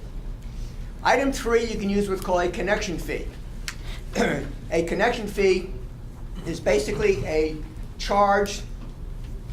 Mostly connection fees are done by municipal utilities authority who don't have the authority to do an assessment. So what they'll do is they'll put in the entire sewer, they'll determine the unit cost, and basically if you want to connect, you pay that unit cost. All sewer systems are charged out according to what's called EDUs, which is basically equivalent dwelling units. All sewer calculations are done what the normal cost for a residential household. In the Bud Lake system, that was defined as a household generating 217 gallons of sewage per day. That's the definition that was used. State accepted it. Historically, when I worked in Roxbury, it was 300. When I was in Mount Holly, it was actually 350. So that number comes down partially as houses become more efficient and people more recognize the actual real numbers. Just for your information, in the Bud Lake system, if you look at the monthly bill that you get from the Musconetcong Sewer Authority, even though you basically did 3,000 connections, actually 2,500, which actually replaced, you're not flowing at 217 gallons per household. You're flowing a lot less right now. That's why this MSA has a large capacity that they're trying to place. So I looked at that and I said, okay, if you want to proceed with sewers, my suggestion would be any sewer system you're going to put in the Flanders area, you should use as your precedent what happened in Bud Lake. If you basically have the same people in the community, if you treat everybody the same way, you'll overcome a possible political issue or community issue as to why they got something better than I did, one way or the other. Treat them both the same way, and that way everybody will feel, they may not be happy, but they're equally mad. So keep everybody the same. So I looked at the Bud Lake system. And the first issue that came up going back is in 1994, the governing body sent out a brochure to everybody in the Bud Lake system outlining the project. And that brochure said, in essence, we estimate that the assessment is going to be $7,500 per resident EDU. We estimate the cost of physically connecting to the system, because in the Bud Lake system, the property owner was actually responsible for going from the main in the street to the house. And we estimate the cost of backfilling the current septic system. And you look all those up, they gave some numbers, and it was $1,800 for the connection, $600 to close, various fees. I know from when I got here in 2000, many people indicated that those numbers were a little bit conservative. And they felt closer that it looked like the average cost of the person was about $10,000. That is in '94. That was the first report that went out. They then appointed a sewer assessment commission. Brought a contractor, appraiser in, and had 3 citizens working with them, and they surveyed the entire issue. And the question they raised, the issue they raised was, what was the economic advantage of a sewer system on a property? So they did a survey, and they looked at a piece of property without sewers and a piece of property with sewers, and they did that for a series of locations. And based upon that, they came up with a value. They said that at that point in time, in about 1997, 98, when they did their work, the value of a sewer system was, according to the report, $12,375. That was the value of a sewer system based upon property values of properties with sewers versus those who didn't have sewers. They then went through and they did a very detailed report. It was very expensive. The town spent a lot of money back at that point in time. They evaluated all properties in the Bud Lakes area. They ended up with having 3,000 EDUs out there. The report is about 40 pages. It lists every single property. It identifies what can go on the property, what the sewer cost was, what the assessment was. The interesting, some numbers they came up with, they looked at both developed lots, they looked at lots that could be developed, they looked at the most cost advantageous lot was those which was undersized for a septic, but could be built upon with a sewer, and they developed values for every one of those structures. In 1999, they issued their final report. And they, at that point in time, said that their determination was that the value of the Bud Lake system was $36 million. They said that that system added $36 million in value to the community, of which they were recommending that assessments would be $22 million. They were assessing, they recommended assessing the property owner for 60% of the value being improved. That then went, and they carried that same analysis through for vacant lots, occupied lots, lots with dry sewers. Every single lot was looked at. Then in 1999, the governing body did a very important resolution. At that point in time, the sewers were in. Sewers were put in 97, 98, about 99 they were wrapping up. When I got here in 2000, we were in the process at that point in time of just arguing the punch list out. So the governing body in 1999, July, accepted the sewer commission report and basically said that the final assessment would be $7,521. Now remember, in 1994, they advised everybody that it's going to be about $7,500, and lo and behold, it came in at the exact same number. Either good planning or good math.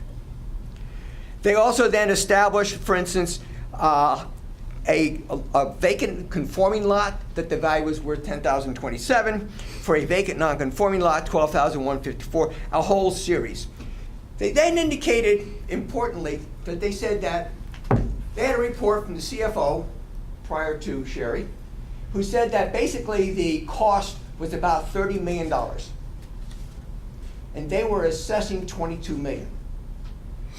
They were assessing 70%, 70.17% of the cost back to the property owners. I think it's important to look at it this way.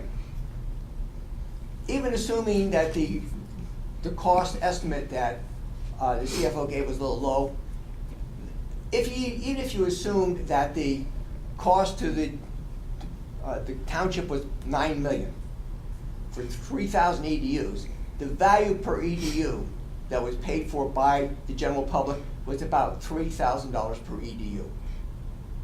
Okay? So what you had is an EDU which the property owner was kicking in about $10,000, and the township was kicking in about $3,000.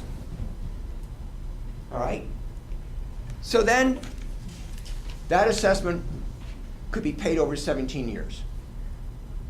That was the way they set that assessment up. Now, it's important to understand the difference between the Bud Lake system and what's being proposed in Old Flanders. The Bud Lake system was basically a gravity system. Basically, had gravity flow, it has 3 or 4 large pump stations to basically transport the waste down to the Muscanac sewer treatment plant. There are parts of that system which have what's called grinder pumps. Some of you may have them, which basically is a situation where if you have a street where one side's high and one side's low, the high side may flow gravity down to it. The low side has what's called a small grinder pump, which pumps it up into it, and it flows down from the gravity. There are also portions of that system on the back side of Bud Lake, on the other side of Bud Lake where it starts going down, which has a low pressure head system, similar to what you're talking about here in Flanders, where basically everybody pumps into a pipe, into a system, and the system basically builds up pressure, and the pressure flows up to the top of the ridge, and then the gravity flows down. In the Flanders system, the entire Flanders system is designed as a low pressure system. Now that becomes very important. In the Bud Lake system, because it was primarily a gravity flow system, they allowed homeowners 180 days, even a year, even more than a year, to connect. Because in the gravity system, it really didn't, the system could operate with not everybody in it, simply because it's gravity flow, and if the flow's low, it's still flow. In a pressure system like this, you have to almost have everybody on board when you turn the system on. You have to have all the properties connected because those pumps have to work together in order to build up enough pressure to lift the sewage up to the receiving manhole. So there is a dramatic difference between what you did in Bud Lake versus what you may do in Flanders. And that's important when we talk a little bit further about the Flanders system. So then I went to the assessor, I said, okay, if you took that Bud Lake data from 1999 and updated it to 2017, what would it be? And Jack looked at the numbers. We were able to find the survey which was done in the 94, 95. We actually found the properties that were on that original survey, and we looked at it, and those property values have now increased by 182%. Okay? So really, if you look at the 20 years, so if you're looking at that, you know, there's been inflation which has taken place. There's also been improvement in property value, about 182%. So I said, okay, if we were doing Bud Lake today versus what we did it in 94, 95, 96, that sewer assessment at $7,521 would now have cost $13,688. Just inflate all your numbers. Okay, with that as background, I then looked at the Flanders system. And I have to emphasize this. I'm not saying that the Flanders system is directly comparable to the Bud Lake system. The numbers will be different. I'm using the Bud Lake system as a cost model to give you some indication of how you might go about a system in Flanders. But what was done in the Bud Lake system would have to be done in the Flanders system, i.e. you're going to have to go through the whole assessment process if you decide to go forward. I had Jack look at the Flanders system, the 1999 numbers versus the 2017, and they're 185% different. So there is some comparability. I then looked at the cost estimate that you've got. And cost estimate is extremely limited you're working with. It was a 2013 estimate based upon some benchmarking, updated arbitrarily to 17 numbers. So it really needs to be refined. I looked at those numbers, I brought it down on a per linear foot, and it's not unreasonable. You're looking at $100 a foot in ground for the system. Yeah, it's not unreasonable from that way, one way or the other. But we have to look upon the numbers you're working off of, which shows $1,175,000, needs to be refined before you really go forward, if you decide to go forward. But let's accept $1,175,000 as a good starting point for discussion purposes. We then took the tax maps for the Flanders area. We plotted on it where we thought the line was going. We went to the assessor's office and pulled the detailed accounting file information, every single property, and based upon that, we ended up believing, we think there are like 50 EDUs in that target area. Many of the houses down there have 3 and 4 apartments. Under the Bud Lake system, each apartment was considered an EDU. Each one was not charged the same amount, the $75.21. If you had a property with 2 EDUs, the charge went to 10 something. So when they did the Bud Lake system, they looked at one property. If the house was subdivided, they basically calculated the sewer flow from the other places. And I'm using that same calculation in Flanders that was used in Bud Lake. So we think there's about 50 EDUs. One of the issues that's in there, for instance, is St. Elizabeth's. Okay, now at one point they had reservations to get into the, they actually paid funds to reserve capacity in the old sewer treatment plant, but it was conditioned upon the town extending sewers out there. There's a resolution of the governing body saying that St. Elizabeth is going to be treated the same as St. Jude's, which is 3 EDUs. It's a resolution that we did in 2001. I think I drafted it, so about that point in time. Okay, so what are we looking at? If I use the Bud Lake numbers updated, and I'm saying we're going to use those as comparability numbers, what it would be, so we would basically have an EDU cost would be $13,688. However, in the Flanders system, the estimate that Gene gave is for the town to do everything. Not only put the sewer in the street, but connect the house and fill in the septic system.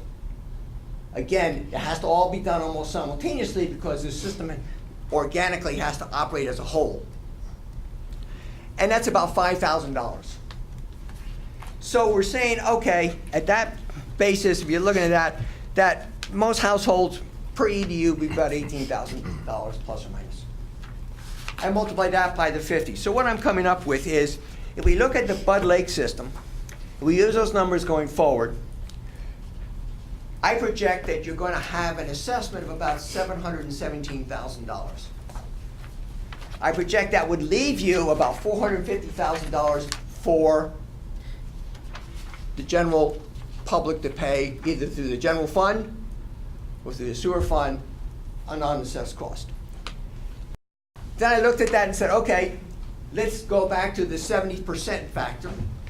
And we apply the 70% factor, the private share would now be $830,000, and the public share would be in the area of $345,000.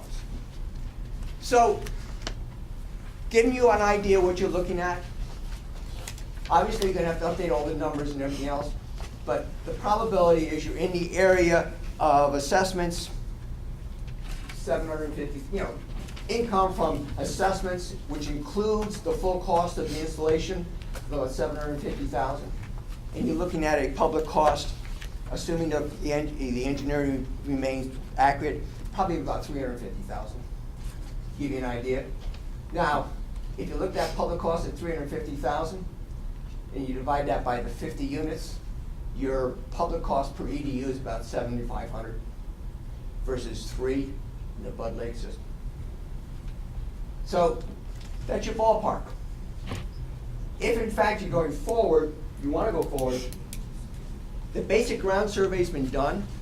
I think they finished last week.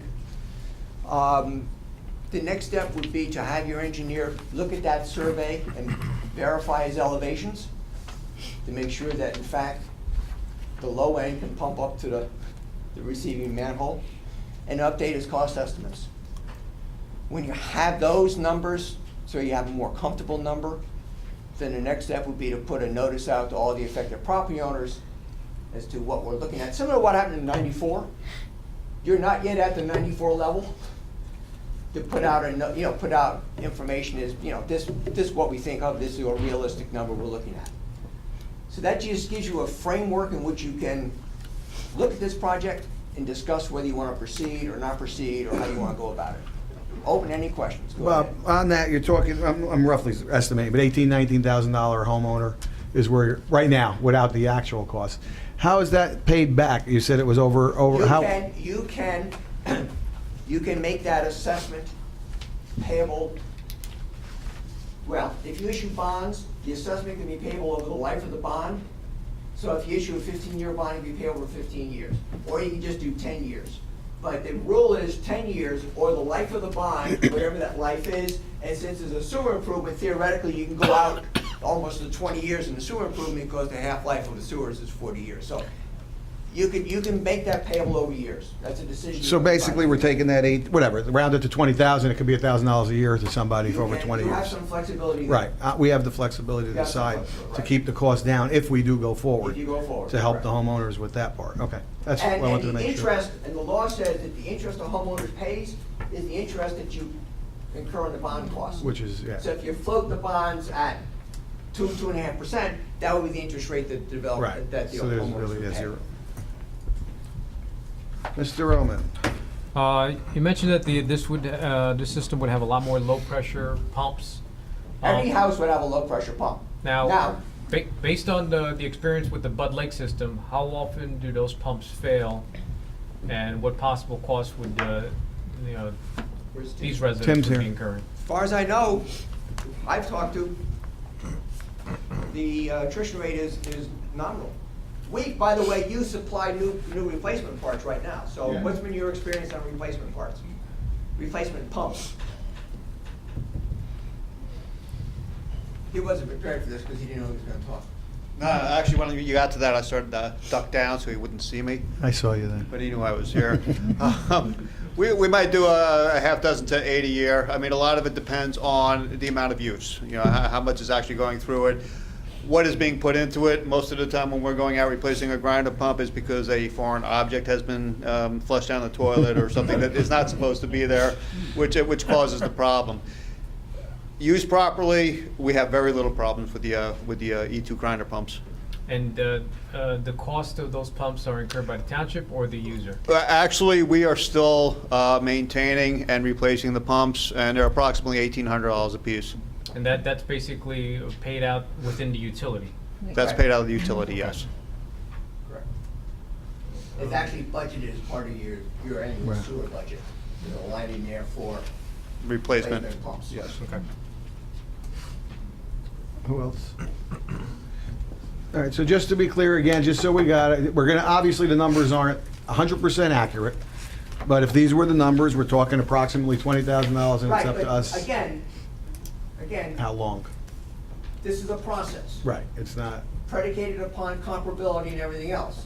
As I said, if you want to go forward, the first thing is we'll have the engineer take a couple of weeks, verify that in fact, not to the engineers, verify in fact that the elevations are what he anticipated they were, because now he's hopefully got the actuals, and that give Gene instructions to, firm up your estimates, and then come back with a, report that can basically give us better numbers than the 1,175,000, whatever that case is. well, this system obviously seems a lot more cost-effective than what we were looking at previously. How? When we were, it seems more I'm cost, using the same numbers as before, there's no difference. it's just we're less, The issue was, last time, people were saying it's a cost per property lot. okay, so that's But the what, reason is, it's different now, is you have a number of properties down there, we'll have 2, 3, 4 dwelling units in it. So I used the same formula for calculating the flow of those units that was used in the Bud Okay. Lake system, and the same number factors, which are all part of, there's an attachment to that, my report, which gives you those Right. actual calculations, so you can see what it is.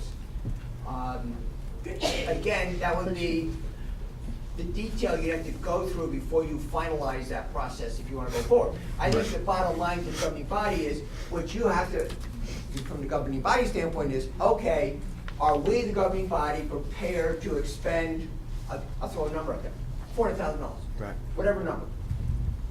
And that then becomes a general fund expense to you. Okay. That's an issue I think you have to look at. Right, that we have to kick in the money, the balance of the funds for the rest, right. Mr. Roman? And that $400,000, that's if we go forward and put the sewers in, what expenses are we looking at just to finalize the numbers? Okay, thus far you authorized the engineer to do $200,000 worth of work, okay? I put a hold on that, told him, do the survey and stop. So the first survey, I think, was 20,000, if I remember right. So right now, you're into a 20, and you're probably looking at another 3,000 or 4,000 for Gene to firm up his numbers and tell you where you're at, So it's not correct, okay. okay? And then, at that point, is when you basically say, okay, go to final design. So what I'm suggesting is, firm up your numbers, firm up the number of EDUs, which I can only do when I actually see the final map that he's got, and then you'll have a better handle on what your cost structure will be. And hopefully you'll have that capability of making that decision within the next 2 to 3 weeks. And in the proposed service area, what's the average age of the septics in that area? I have no idea. Would It's all you- different. Would you consider that to be a factor that should be used? One of the in- factors you have to look at, and I believe at one point in time, you got a report from the health department as to the number of system failures down there. The other thing I looked at, which, let me just go there, is I said, okay, how can we reduce the cost? We can reduce the cost by increasing the number of properties being served.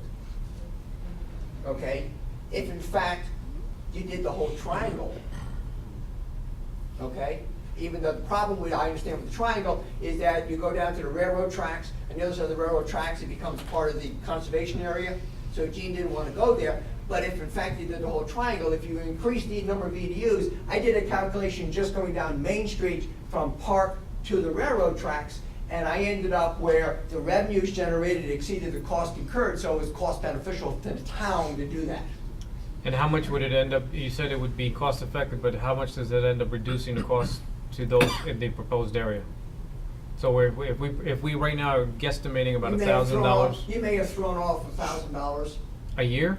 No. Oh, in the whole total. cost? In Yeah. other words, instead of somebody paying 20. 20, it It'd be makes 19. 19. Yeah, so it's not No, even- no, Okay. so, but if I could, if Not by I much. expanded it up Right. to pick up the properties all the way to the triangle, in other words, the cost of doing that is less than the cost you have now. Your fixed cost structure is Right, spread so, over so more basically to somebody that would be currently affected, adding those extra homes wouldn't necessarily reduce their yearly cost for the bond assessment by It much. would, but it would be incrementally not that great. Yeah, minimal. It's not really a home run, it's sort of like a base on balls. Very minimal amount, yeah. Ms. Leba? The cost for redoing the roads, when the system gets put in, is that included in on your figures? Gene had that put in his numbers to begin with. Okay, so that's, Preliminary numbers, but again, yes, that was factored in. In fact, what I found interesting there is, he did those numbers in 13. I think he repaved that road in 14? yes, they did. Yeah, so, that's one of the things you may have to look at again. The issue is that one of the advantages of the low-pressure system is the trenching is not deep. Since you haven't got deep trenching, your backfill is a lot easier, so you don't, it's easier to maintain your road when you haven't got that settlement, which is gonna occur, because you're only down, probably gonna be down 43, 48 inches just to get below frost line. And then, in the Bud Lake system, if I remember or understand correctly, the fixing the roads back up was to the general Yeah, that was- taxpayer, not the One part of the reasons sewer. why they said we're going to only assess out 70% is that the repair cost, which was built into the bond, will pay for the general funds. Okay, and then with your figures, I think I just missed this part, for back, or is that including, does a homeowner pay for backfilling their No, current septic? What Gene's put together is a proposal, and I'm not in favor of that. I got a real concern, but I know where Gene's coming from. You gotta make it a turnkey. As Fred would tell you, I would never recommend that the governing body go on private property to do any digging. It's called liability heaven. But on the other hand, from Gene's standpoint, is when we turn this system on, we've gotta have enough pressure in the pipe to make it work, so we gotta have everybody on board. So I'm not overly enthused about that. I think you're gonna end up giving the attorneys a lot of money to defend it against, Mike Rosebush died because you walked over to wherever the case may be, which is gonna happen. Right. I don't see any opposition on this side here. Just a quick question, Bob. I don't So handle Rosebush 18,000 is cases. for one EDU, correct? I just want to be clear. About, yes. So if somebody has 2 EDUs, 3 EDUs, 4 EDUs, they're looking at that number times 2, 3, or 4. No, because if you look at in my detail, based upon what they did in the other system, a 3 EDU, for instance, So it's additional money, but it's not a direct, it's not another a direct 18? multiplier. Okay, I There just is- wanted there is to an be clear. economies of scale as you go up. Got it, okay. So it's not going to be like another full 18, it'll be No. like for 2 EDUs, like what would a number be, do you know?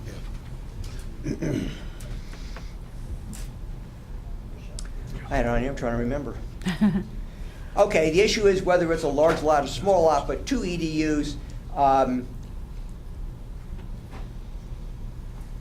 one EDU came in at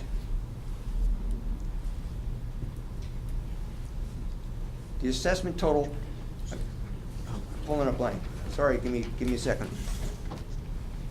One EDU came out on 13,688. 2 EDUs came in at about 18. Okay, It's not double, yeah, it's a percent. okay. And I then, just you know, wanted to be, I was, Again, it goes within some limits with the sewage generation. okay. Mr. Maney, I had one question, then then we'll... Bob, do you know what the cost is to replace the septic? My understanding is that that's an unknown, it depends upon the condition of the field. If you have to basically dig up the entire field in order to restore the soil capability, it becomes very, very expensive.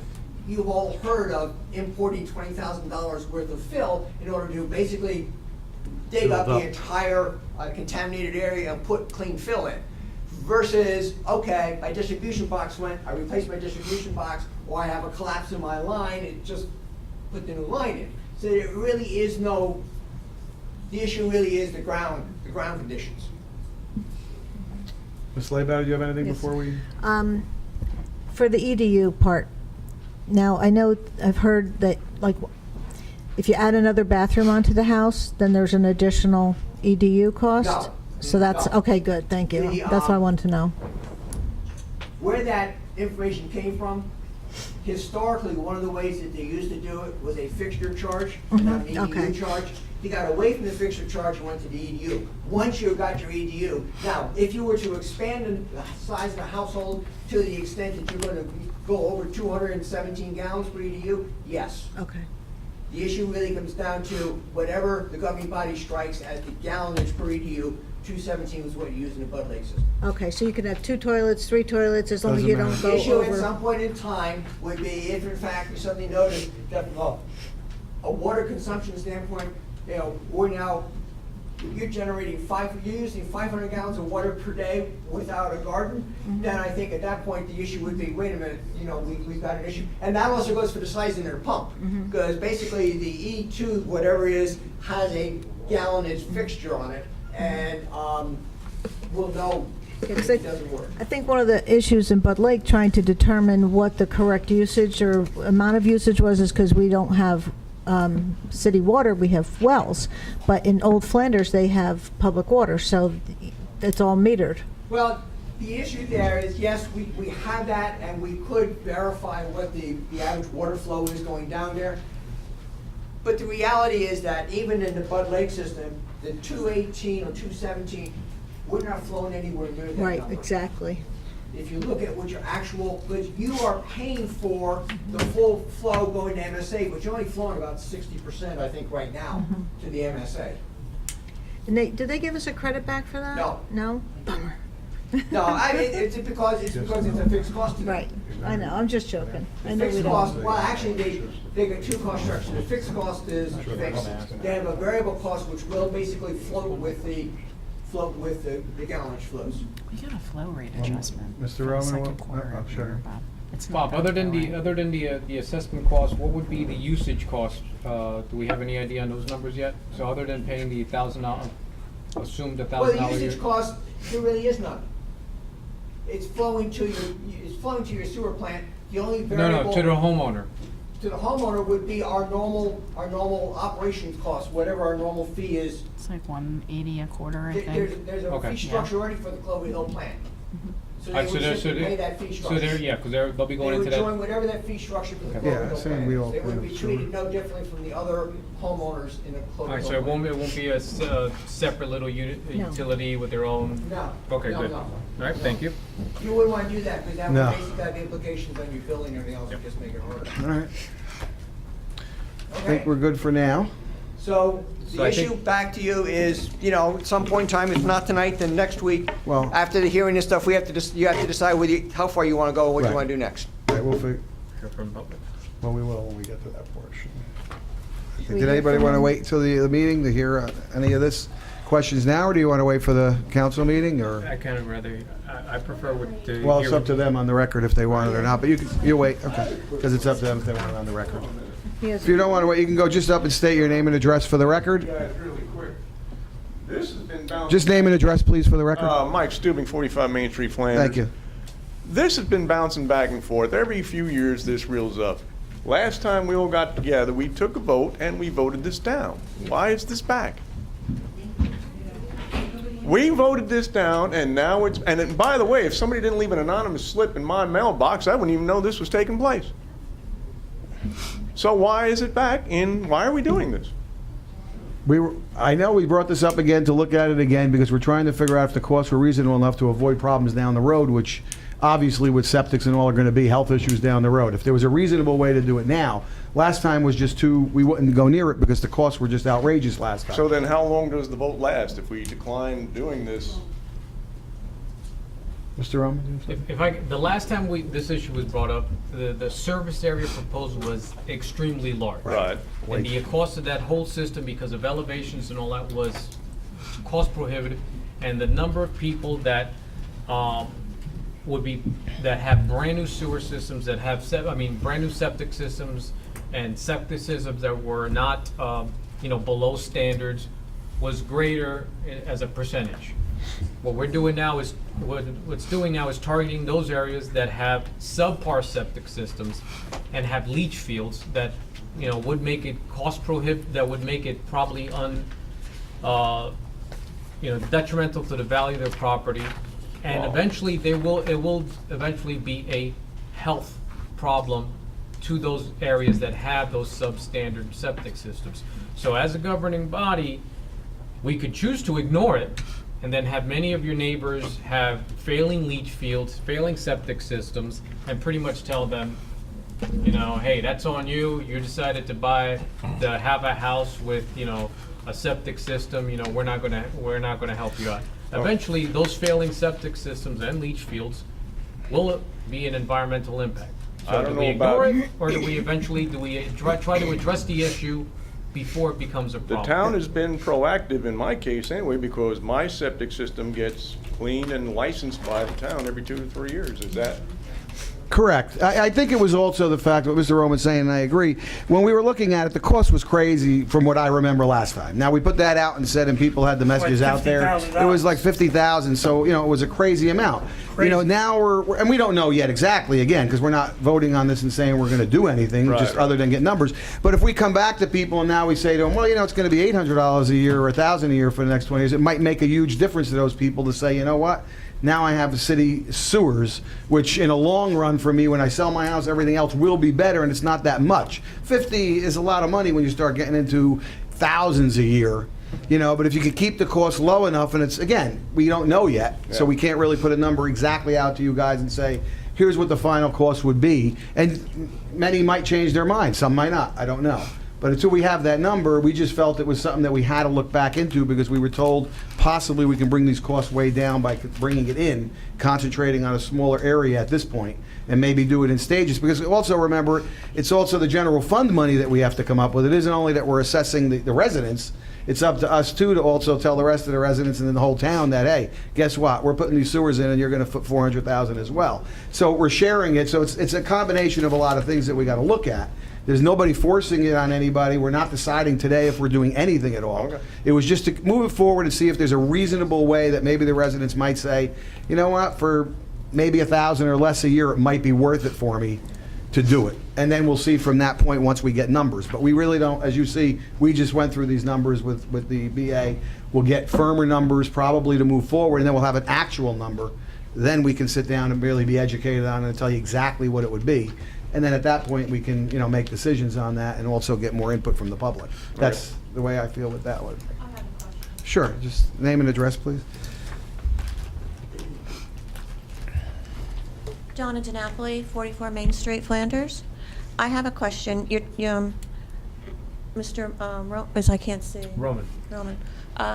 You just talked about if our neighbor's septic system fails, we should all be part of that. It should be a communal event. This is my interpretation of what you're saying, is that we're going to put septic sewers in because some of our neighbors in the future, their septic might fail. Well, you know what? It's the same thing. If my heater fails, my neighbors have nothing to do with it. If my septic fails, my neighbors have nothing to do with it. It's on my property. That is not a legitimate, valid argument that you're saying. And wait a minute, I'm not finished. I would argue that your heater failing does not cause an environmental impact on your neighbors. Well, a septic you know what? system failing and leaching onto groundwater and streams nearby, unfortunately, is an environmental problem. And if the town is so interested in protecting my health and my environment, they should pick up the whole tab. Not me, not with something I have not asked for, that we have voted down numerous times. So when you give that argument to me, it just doesn't make sense, because then the town should be, and everything that's concerned, the town should be stepping into, and I don't see that. Well, the argument that I'm making is the reason why we're looking at it. I have not decided whether to go ahead. And here's the thing, you should not decide on what is affecting my wallet. You should not be the decision maker. I should be the decision maker on what affects my wallet that is a choice. Last time we voted on it, are we going to vote on this again? Is it going to be a vote for those people or no? Or is a decision going to be made by 7 or 8 people? By law, the decision is made by the governing body. So it's a moot However, let me point, clarify that for you. A couple of issues. One is you will receive a formal notice if the town's going forward with better information. Okay. 2, that is the votes of the governing body. 3, the advantage to you is it improves your property value. My property value is not going to improve It will when you go to sell. $18,000 in a year, is it? It will. That's what the report just indicated. When is that $18,000 going to be in my property? When is that going to happen? Not the day you put sewage in. When is that assessment has to go and go and go before it happens? What the assessor's report showed and what has proven out is that when the property is on a public sewer system, the resale value is higher. Because the people... resale value is not going to be immediate. All I'm just saying is that when and if you ever sell the property, the value will be recovered through that sale. I don't think so. Well, when is this supposed to happen The if we do have ma'am, it? the issue is, we've now got a number of years' experience in Bud Lake, and it is so. When is this proposal There is no to happen? time frame. We don't have the information. And where's the houses that are, there are 52 houses that you proposed? Where are those 52 houses? I didn't say houses, I said EDUs. And so what is exactly an EDU for those of us who are not in the engineering business? The EDU is what's called an equivalent dwelling unit. In other words, a one-family household is an EDU. And where are those located at? The 50 that we talked about are on Park Avenue, each side, and on Main Street from Park Avenue down to Crenshaw. The And then- entrance to Crenshaw. And my other question is, if we did the survey a few years ago, what has changed? The elevation hasn't changed. Why can't we use the same elevation as we used from the survey we done a few years ago? There was no survey done years before. And also No the effect- detailed, No detailed no, wait a survey minute. was I'm done? using the term engineering survey where we, as you know, we've had an engineering crew out there plotting lines, elevation lines, house lines, everything else. That's the survey I'm referring to, not a public opinion survey. I'm talking about an engineering I'm not talking survey. about a public opinion survey. I'm talking about the survey that was done when they came up with the ridiculous amount of money. There was no engineering survey done So on that that. just was pulled out of somebody's That was head. based upon existing tax mapping. Now we've gone the next step to actually verify. They finished, I haven't seen the plan, finished the actual mapping, survey mapping, so now we can verify what the actual So takes are. really, you just said that you guys are going to decide, It's a public regardless issue. of what is said. It's a public issue, But it's it's their a public responsibility. issue that you people are going to decide. How come the last time we had a vote on it and now we can't do that? the last time there was a survey asking for the opinion of those that were affected, Right. and that was used, you know, by And by are- us. and are whether you to gonna co- do that whether again? to make that decision. Well, Yeah, it was once we definitely get my intent. Yeah, so once we get the numbers again, and what you're asking, if I'm stating it wrong, please tell me. But if there's an assessment of, I'm using $20,000, that's an assessment over, let's just say 20 years for argument's sake. So it's $1,000 a year to you. It's not 20,000 at one. If you sell your house next year, you're not recovering the 20 in 1 year. It doesn't matter. I understand if what you're it's saying, but I'm just saying, we're not $5,000 or deciding- $1,000, It's still money out of my pocket. Correct. And that that's I why didn't we're agree to very pay to. mindful of what we're doing, and we're not just saying, you know, let's do something. We want to find the right So numbers. we will have a survey, and if the majority of people vote, we're not for this, it's I going to be a don't dead know issue that for again? sure either until we know So then if exactly what that's- we're that's a doing. I me thing can't, I also. wouldn't know. Wow.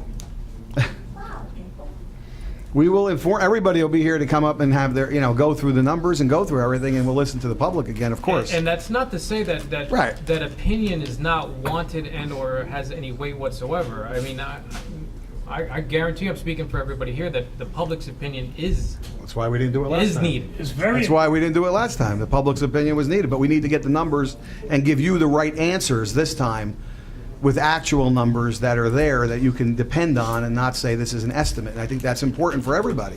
Whether it might change you, it might not, but I just think we need to move to get the numbers for you. There's no guarantee we're going to do it. But until we have an actual number, you want to know exactly what that number is, what exactly it's going to cost you every year, and what that assessment's going to be before you really want to say yes or no.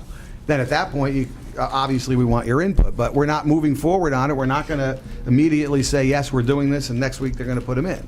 We have a while to go, a way to go, and then obviously we'll have meetings again where you come in. We'll present the numbers, listen to everyone, and it might change. I don't know. I'm not saying you are or you aren't going to change, but the numbers might be less. Who knows? We don't know yet. Bob, if I'm just to make sure that the area that we're proposing, it is south of Park Place. So there's a on Main Street. It's where it starts at Hillside, South Hillside, and goes down Park. Park starts there, goes down to Main Street, and then keeps on going down Main Street till it hit the entrance to Crenshaw. It does not go on Main Street up from the intersection of Park north to the railroad tracks. That was the extra area I said. Right, which we're not Consider looking that, at. simply to see, I just wanted to see. what Right, the so units were. if Google Maps is accurate, your property is not even in the affected. It's being considered. If it's being considered, then I'm. Right, that would only be to Right, which we're minimize the right. cost of those in the proposed area. Which it doesn't honestly- look like Which it's- honestly, it wouldn't be in my calculation to Right. try to save somebody, you know, $100 a year. We're gonna add all these other people that don't want it. I definitely would not be in favor of that. Correct. If I'm looking correct, you're not even in the affected area. No, but we're not looking at, that was just an option Bob had brought up to That was us. just an option brought up by Bob in an effort Right, to come and the up with- numbers don't add up. Consideration is totally off the table and out of here. Okay, if anyone needs to Yeah, I'm speak, sorry, they yeah. must go to the microphone. Okay, thank you. The final numbers will be there, but in my opinion, just going here, and I'm not going to say 100%, but looking at it, it didn't make sense. What Bob just told us this evening, the difference in the dollars, like you said, is so minimal, it really doesn't matter. If you add those other ones, it's not going to make a huge difference to anyone I else, think so it the doesn't only issue pay. there would be if we got information, supposedly they've already given you this, if the health department indicated that if you look at the inside of the triangle, there's a number of small lots down there, like near the fire station, whether those lots have problems, then we might have to address that because there's small lots. On Main Street, on the 206 side, they're all big lots. Right, so you don't. But Main Street on the Park side, they've got a lot of small lots there, particularly up on Schmidt Lane or. Yeah, Schmidt. Yeah. That's Schmidt. There's some areas there. That, I think, the next thing we also is get an update from the health department is whether in fact there are problem areas down there that need to be looked at. But our goal is not to expand it, just so you know, that wasn't the goal. The goal was to take this small area. It was an idea to look into it to see if it was a significant savings, but right now, based on what we see, the significant savings are nothing, so it doesn't, that's not the intent Bob. at all to do that, just so you're aware of that. Bob, when you get a chance, can you send a map, a detailed map of what Yeah. areas, instead of just, you know, listing, so just for those Yeah. of us that require visual? Unfortunately, it took the assessor's office a little bit. It happens to be an area where 4 maps come together. Oh, yeah. But yes, yeah. I have a cut and paste model that will scan in and send to you. Beautiful, thank you. Thank you. So just so you know, for the record, the only thing we're doing is looking, I believe we'll look forward to to get the rest of the survey, so we can get the actual numbers. Then they'll be at another meeting again, whether it's in 2 weeks from now or 4 weeks from now, I'm not sure, but you can get notified. We'll make sure everybody knows. But that would be the next process if council approves, just to move forward with the other study on what we're talking about and get the final numbers all together. Then at that point, we'll have our meetings, our discussions, and make decisions there. But as far as I'm concerned right now, I don't see any reason to, my personal is expand anywhere near where you are. We're just looking at the area we were, but we need those numbers again right now to even consider that.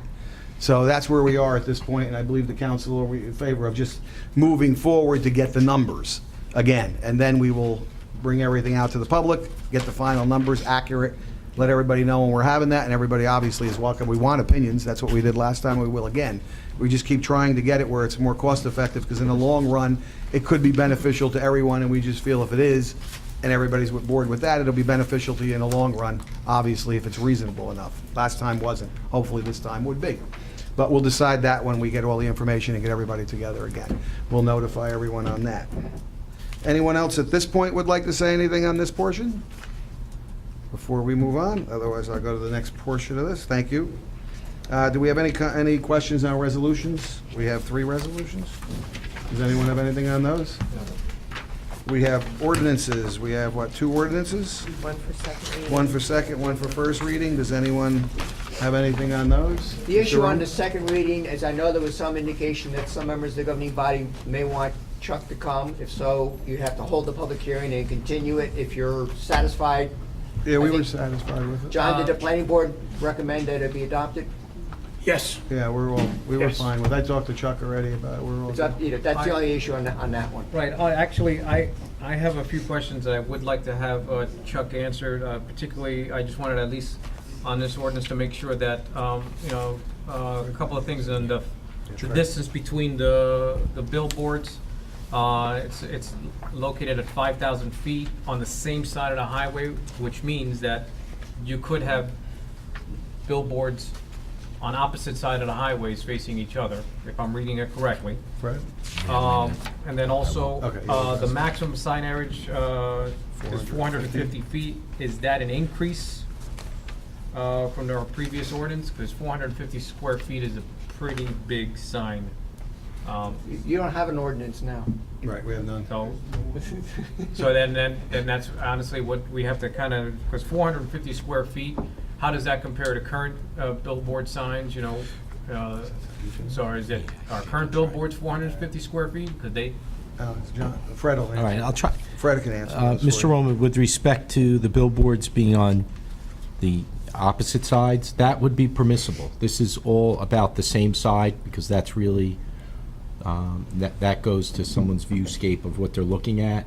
So, otherwise you would have difficulty, sort of staggering the billboards. But the way it's read and written is that it's on the same side of the highway. That's the 5,000 feet. Right. So if someone has one on the other side, that would be permitted, so long as that billboard is 5,000 feet from the next one.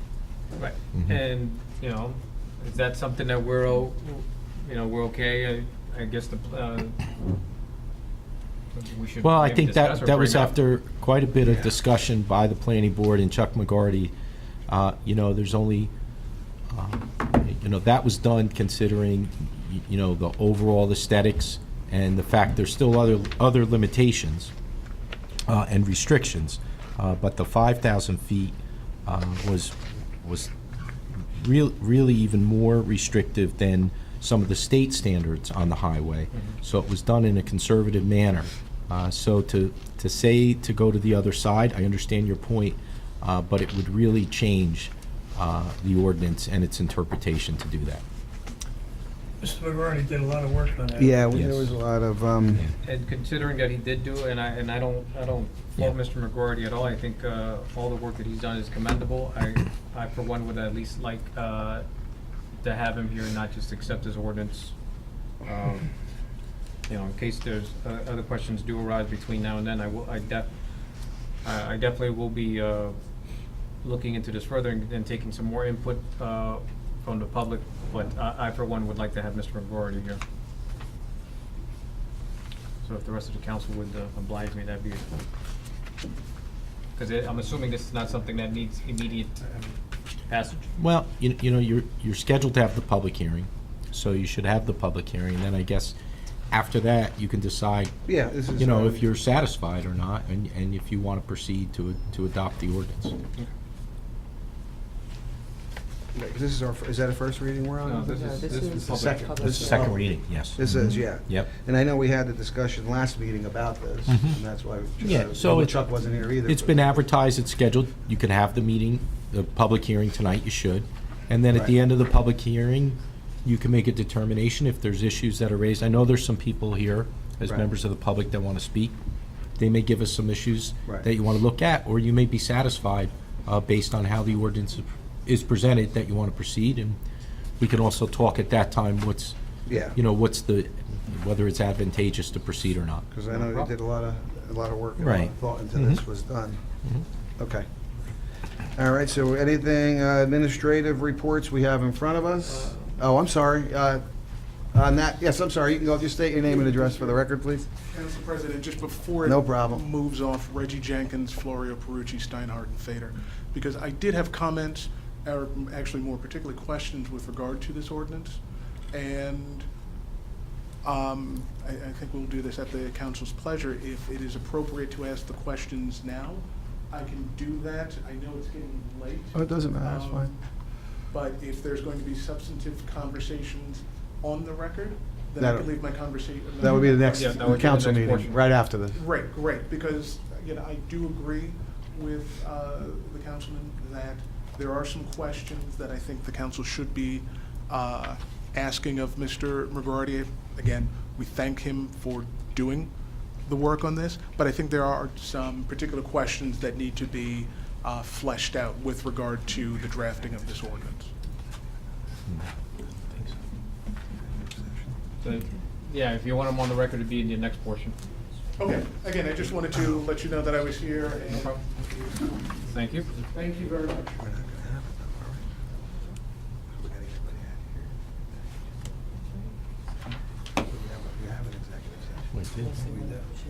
Unless we push it off to the, what's the we push it?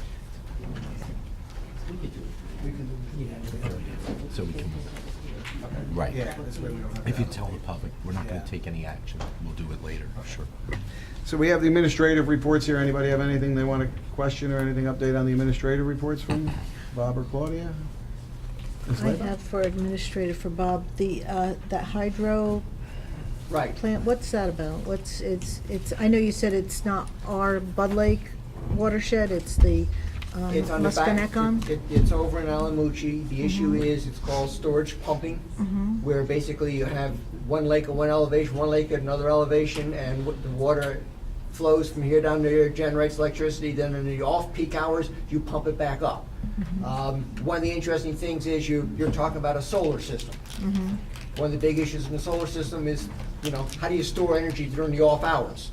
One of the areas you store energy is by differential in hydraulics to generate electricity at night.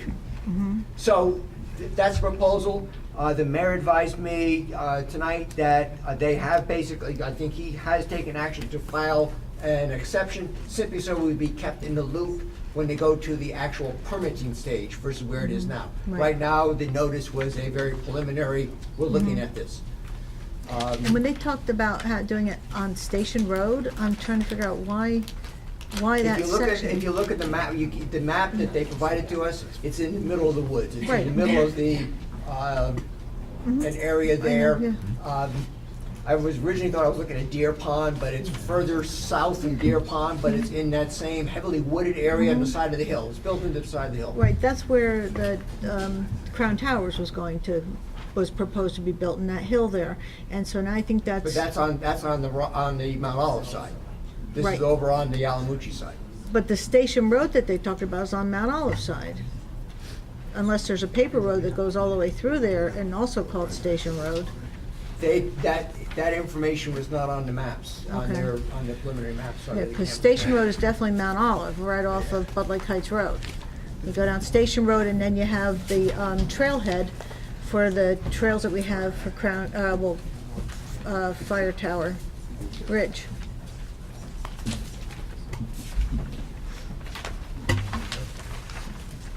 their map really doesn't indicate roadways on it. It simply delineates lots and locations, so it really is very difficult to. Okay, because that's why I was confused, because they're talking about Station Road, which is definitely Mount Olive, but then they're talking about the Musconetcon watershed, and I'm like, okay, Well, don't forget what are the they backside talking of the hill. about? Backside of the hill flows to Musconetcon. Right.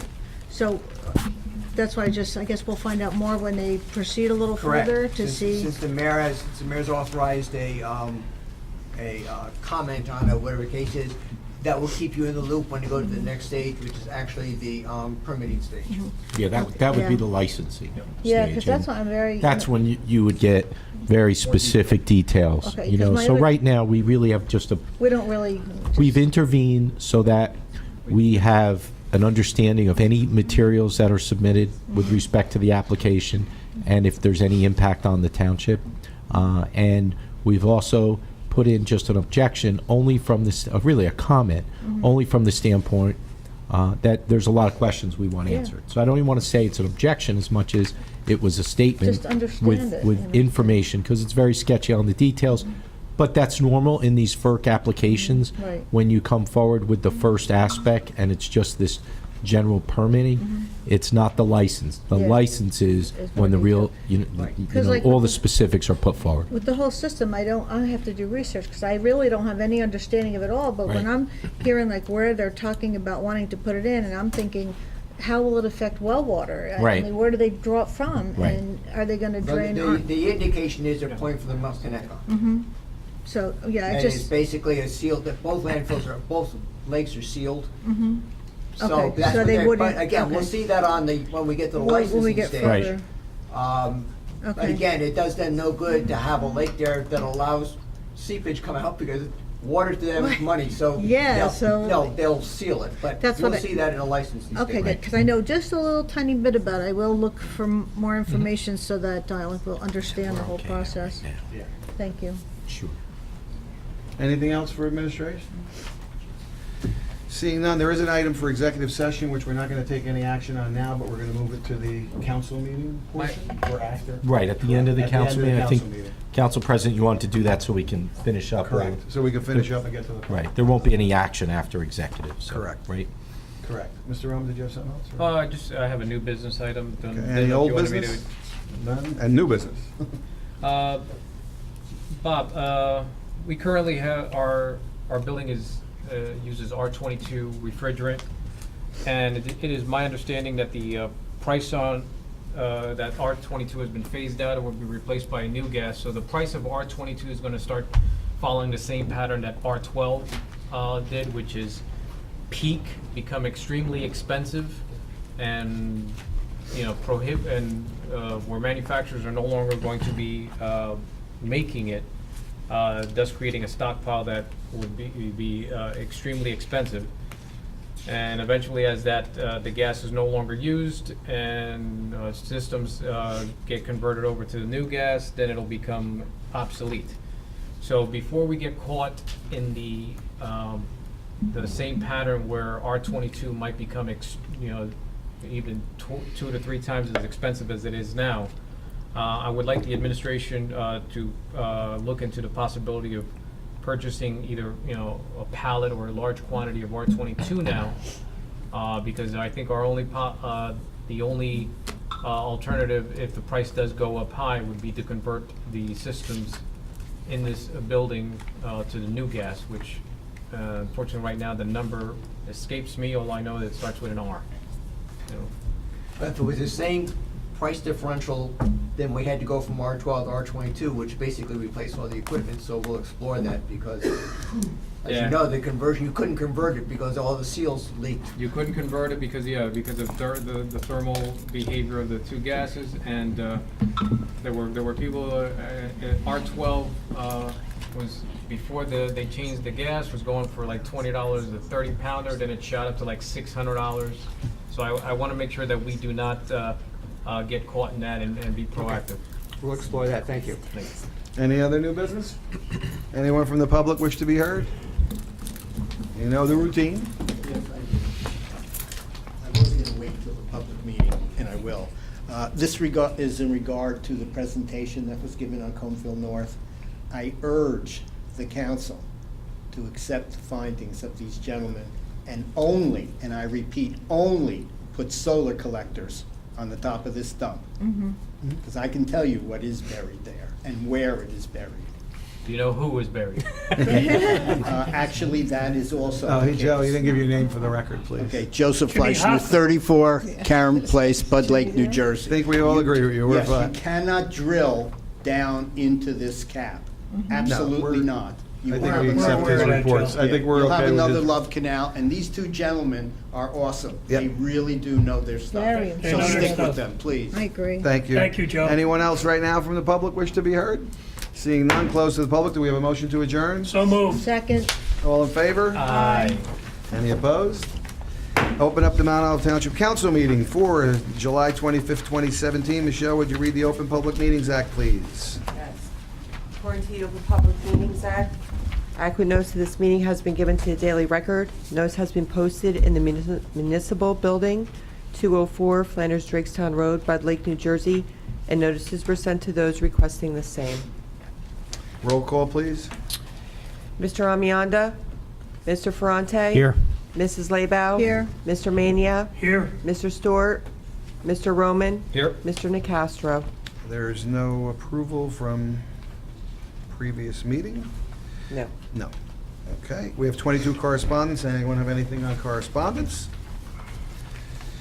Seeing none, I open the hearing to the public on ordinance number 17-2017, an ordinance to amend and supplement Chapter 550 Land Use to revise Article 7 Zoning District Use and Bulk Regulations, subsection B, 550-103, subsections A, E, F, G, and I to permit billboards in certain districts as a conditional use and to provide specific standards for both static and digital billboards and to identify those zone districts wherein either static or digital billboards shall be permitted as conditional use. In addition, this ordinance amends Articles 2, definitions of Chapter 550 to strike the existing definition of billboard and provide new definition for both static and digital billboards, and does also amend Article 6, zoning 550-95, signs regarding billboards. Mr. Ferrante. I move for adoption and final passage of ordinance number 17-2017. I'll second it. Does anyone from the public wish to be heard? Please state your name and address for the record. And if I may, Council President, just for the public's benefit, as mentioned, this has been an ordinance that's been worked on by the planner, the planning board, and also in conjunction with our office, as there's been a number of drafts. But most importantly, I think for everyone to be aware is billboards are not, they're essentially prohibited in our town code right now. You have to make a use variance type application if you seek a billboard. And, certainly you see there's billboards around the town, but they all, predate these type of measures, or they had approvals. But what the planner and what we're seeking to do is to put together standards so that the aesthetics of the community are considered, traffic, safety, all of these things, to put together certain places and areas in the township, well thought out, where billboards would be permitted, and that's primarily on the highways. And to make sure anywhere the highways intersect or are close to residential developments or communities, that would also have additional conditions and restrictions. And in the case of the electronic versus the older billboards, there's also a distinction to make sure that those billboards are in areas of the community that aren't as, there wouldn't be as much of an inconvenience, traffic, again, aesthetics, to really put those towards the commercial type zones, the primarily commercial zones of the township. So that's how Mr. McGarty has put this together. But again, we're going from not having any type of conditions or any type of permission to put billboards into a way where you're legislating to say, okay, here's where you can have billboards, and we're looking at things such as, as Mr. Roman mentioned earlier, the distance between the billboards, even on the highways, and whether it be 206 or Route 80, there's certain restrictions given the amount of traffic the locations and proximity to the community, and the aesthetics. So that's just an overview so that we're all up to date as to where we are. And with that, I think, we have a public hearing. We've also had quite a bit of input over the last year plus to get to this point. Thank you. Just speak loudly and clearly into the microphone, and just, if you could give me the spelling of your last name, please. Sure. Again, Reggie Jenkins, Florio, Perucci, Steinhardt, and Fader. Last name Jenkins, Jenkins. Thank you. Mr. Jenkins, do you represent someone? Because you're saying you're here on behalf of a law firm. Yes, no, but that's where I'm from. Okay. On behalf of my client, I Spy Media. And I believe there's some others who may be involved in this. I was actually here to ask some questions. I was hoping that Mr. McGorty was going to be here with regard to some of the language.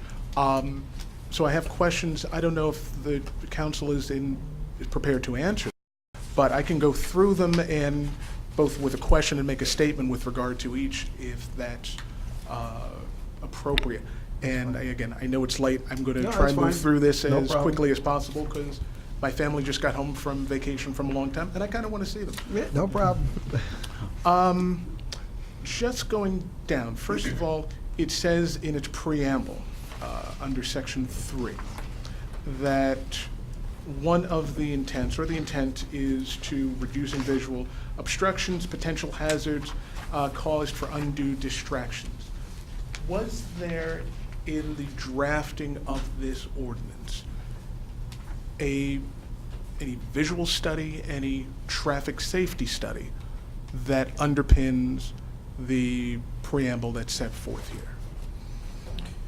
Well, I think at this point in time, I know Mr. McGorty, based on his experience as the township planner for almost 20 years, it'd be my understanding he put together these whereases and, for an example, to promote a visual environment by reducing visual obstructions. As I said a few moments ago, this ordinance is to take into consideration the aesthetics of not to have billboards in certain areas of the township, but to in fact have them in others.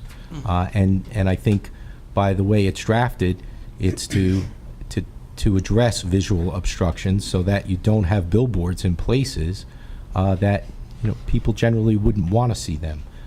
So that's the visual obstructions and potential hazards. I think here again, I think there's quite a bit of thought as to the fact that yes, the township wants to legislate and have areas where there would be billboards, but by the mere fact that the billboards are going to be on the highways of the township would demonstrate that there's a thought process here from a standpoint of obstructions, hazards, and distractions along the highway corridors. Again, with the spacing of the billboards, I think it would be just a given fact that if you have numerous billboards that don't have any type of separation, that very well would be a distraction on a highway corridor.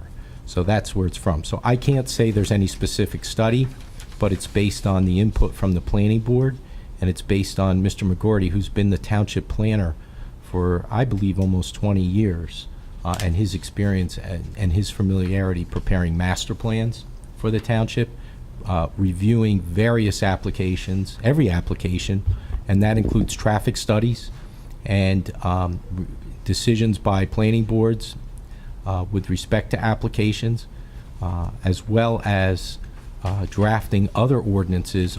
Really, the entire land use code has now been overhauled with his recommendations and his understanding of the concerns of the township, including his studies and works with respect to the Highlands Act and meeting all of the Highlands requirements for zoning and making sure the township and the preservation area and the planning area is in compliance with those regulations. So that's the genesis of the ordinance. No, and I understand that. First of all, let me take a step back, and I should say one thank you to both the planning board as well as the council for even entertaining a revision to your sign ordinance because it is beneficial to both sides Sure. to have standards under which to operate. So my question, but pointedly on that, it was not what was the genesis of that, but particularly with regard to the statement of avoiding potential hazards, which is a loaded statement. And I'm not saying there couldn't be any. I was just wondering if there... I want to say, like, I understand, this is the preamble, this is the background, and I'm answering you, and I'm telling you that's where it came from. Okay. That's just, and it, from a standpoint of the township planner and those documents that he's basically authored to the, with the approval of the governing body, those documents also address whether it be the traffic flows, the main corridors, the collector roads in the township. Those are all of the records and documents and reports that would have been considered. Okay, so again, there were traffic reports generated, there's traffic data that was relied upon in the drafting of this. I'll put it this way, that is a question I would ask the council. That is one question that should be outstanding. What was reviewed with regard to any potential hazards, any potential roadway conditions? Because that also goes to the zones that were selected. But actually, before I go to that, I have one other question. Again, in the preamble, it states, this is section 3 under purposes, where it makes a distinction between Route 80 and Route 206 and Route 46. And it states that Route 80 is going to be subject to the Roadside Sign Control and Advertising Act. The way it's written, it seems that there's going to be a distinction in the application as of that act to the billboards in the town. So there seems to be a disconnect between how Route 80 is going to be treated and Route 46 is going to be treated. At least it seems to read that way. And I don't understand why there wouldn't be a general statement that the Roadside Sign Control Outdoor Advertising Act would apply to each and every sign within the municipality. Because quite frankly, under state law, it does. I'm not sure I follow exactly what you're referring to where in the preamble. It says, in recognition of the fact that Interstate 80 varies in elevation, blah, blah, blah, starting at that portion. Actually, the paragraph itself starts, the intent of this ordinance is to establish size. Do you see where I am? Under a purpose. Oh, okay, Section 3. all right, so this Oh, is, down here. okay, Okay. all right. Not- Okay. That's not the Can be preamble, whereas. that's Section actually, 3. that's actually the actual ordinance itself. Okay. So, So that's just, I don't want to necessarily dwell on that, but I want to point that out because it seems to treat billboards differently in different locations where, quite frankly, the act should be applicable to every billboard within the municipality. Well, I think right in the purpose, it states that Route 80 is a limited access highway, and it's defined, pursuant to the administrative code. And that's the distinction. That's an interstate highway, and there's a distinction that's made in the purpose. Okay. Again, that's just a point of clarification. To Mhm. me, I know to some others who have read it, there seemed to be a distinction in the application there. Going to the next page. Well, first, it's under Section B, Conditional Use Standards. Subsection small b, digital, where there is a distinct, it's separated between specifically the C2s, where they're permitted, and the C1s. What was the particular rationale or basis for allowing digitals only in certain portions of the C1 and where they were located in the C2, because under the C2, they're permitted along Route 46, subject to certain conditions. The Route 46 runs through the C1 zone as well.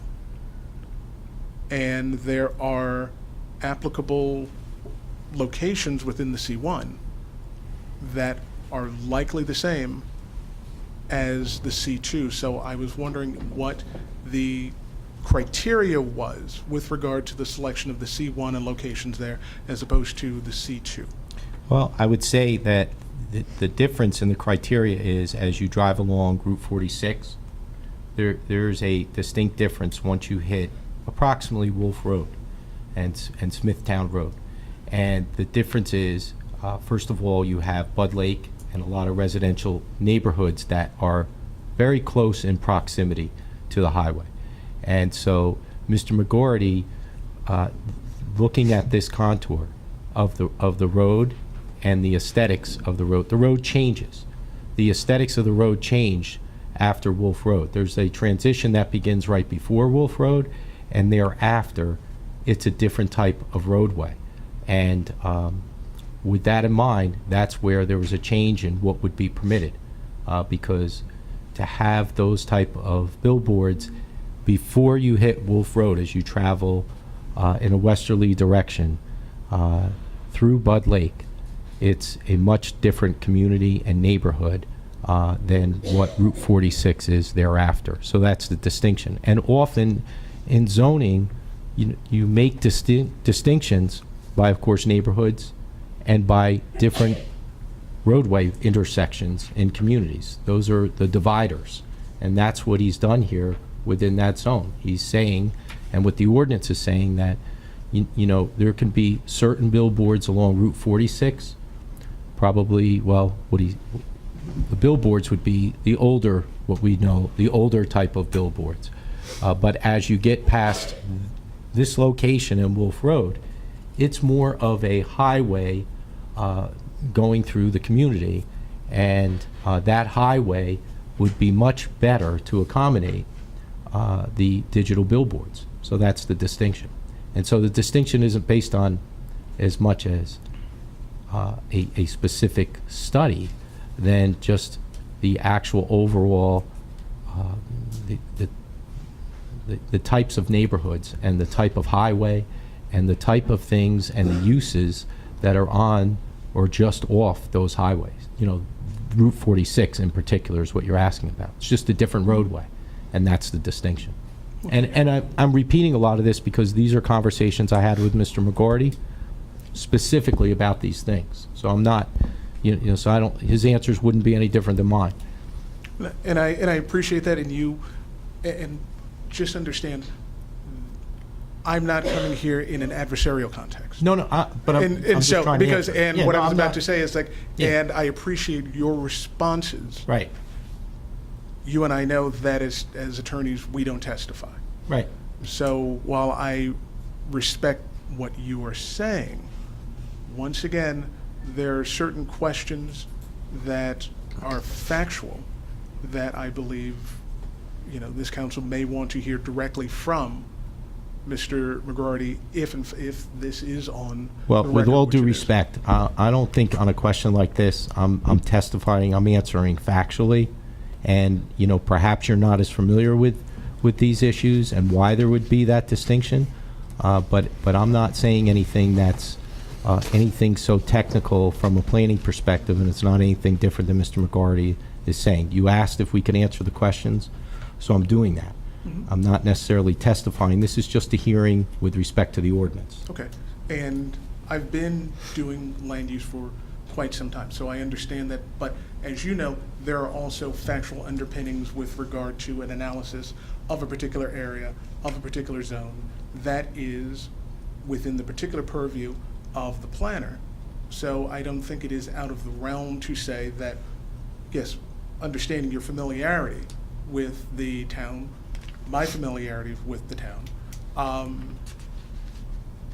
that still doesn't substitute necessarily for the analysis that is done from a particular professional. I don't want to belabor. That's that. okay, but all I'm saying with respect to that question, Route 46 is distinctively different before Wolf Road and after. Okay. And that really is the answer to your question, because that's what you asked. Why is there such a distinction between the permitted uses of billboards? And I explained why, just factually, how it exists. Okay, so then that actually ties into a question that I had before with regard to the distance from residential zones. Because if going down to section 3, small b digital, where there will be a 500-foot distance from the closest residential boundary, and that the planning board may reduce that by 200, by 50%, provided there's a showing that there's not going to be an adverse impact on the local residential zones. Correct. How was that 50% number arrived at? Because if you look at the next portion of that, if you're saying that there's no impact, if there's no demonstrable impact on the residential zone or residential property, then should not, or put it this way, can the planning board reduce that even further? And I know we're getting to variances, but I would submit that that 50% at that point, given the qualifier, is arbitrary, and what should be the guiding principle there is that there's no impact on any residential zone or residential use. Well, I think 250 feet is a very common type of distinction to make from a residential property. I think, what the ordinance is saying is, if the sign cannot be seen, or if it's not visible, and if it's properly screened, that billboard can be, as you said, within 250 feet. I don't, I'll just say factually, that ordinance now is permitting a billboard to be within 250 feet under certain circumstances of a residential neighborhood. And I can't see any justification for that to be even closer under the circumstances when we're talking about a commercial use next to a residential use. So how that was determined, I think from that standpoint, 250 feet is just an arm's length to separate a commercial type use from a residential property. And in that type of discussion, how much closer can we really get? Do we want to be 50 feet from a billboard? 100 feet? I think 250 feet, coming off the 500-foot requirement, so long as the billboard can be screened and not visible, is a very reasonable type of interpretation, just to keep some level of separation. And I think that's what that section of the ordinance achieves. And to your point, if someone wants to be closer, they can make their application and they can meet their burden of proof and obtain that relief. But we're already permitting, under very limited circumstances, for a billboard to be within, an electronic billboard to be within 250 feet from a residential property. So I think that's just common knowledge that would be a reasonable amount of space. And some would probably argue it's not even sufficient. But I think the way the ordinance is drafted, again, was very thoughtful. It starts with 500 feet, and then under certain circumstances, depending on how that board is structured, where that residential property is, and how it would be viewed, and how it would be screened, there would be additional relief available to bring it down to 250 feet. Just didn't mean to cut you off, and I would generally, and again, it's appreciated, I would generally accept the arguments for separation of commercial uses when we have an active commercial use. For example, if there was an application before the planning board not too long ago where they were trying to put a 7-Eleven hard by the residential uses. That's an active use where you have trucks coming in, where you have the noise of cars, where you have the noise of people.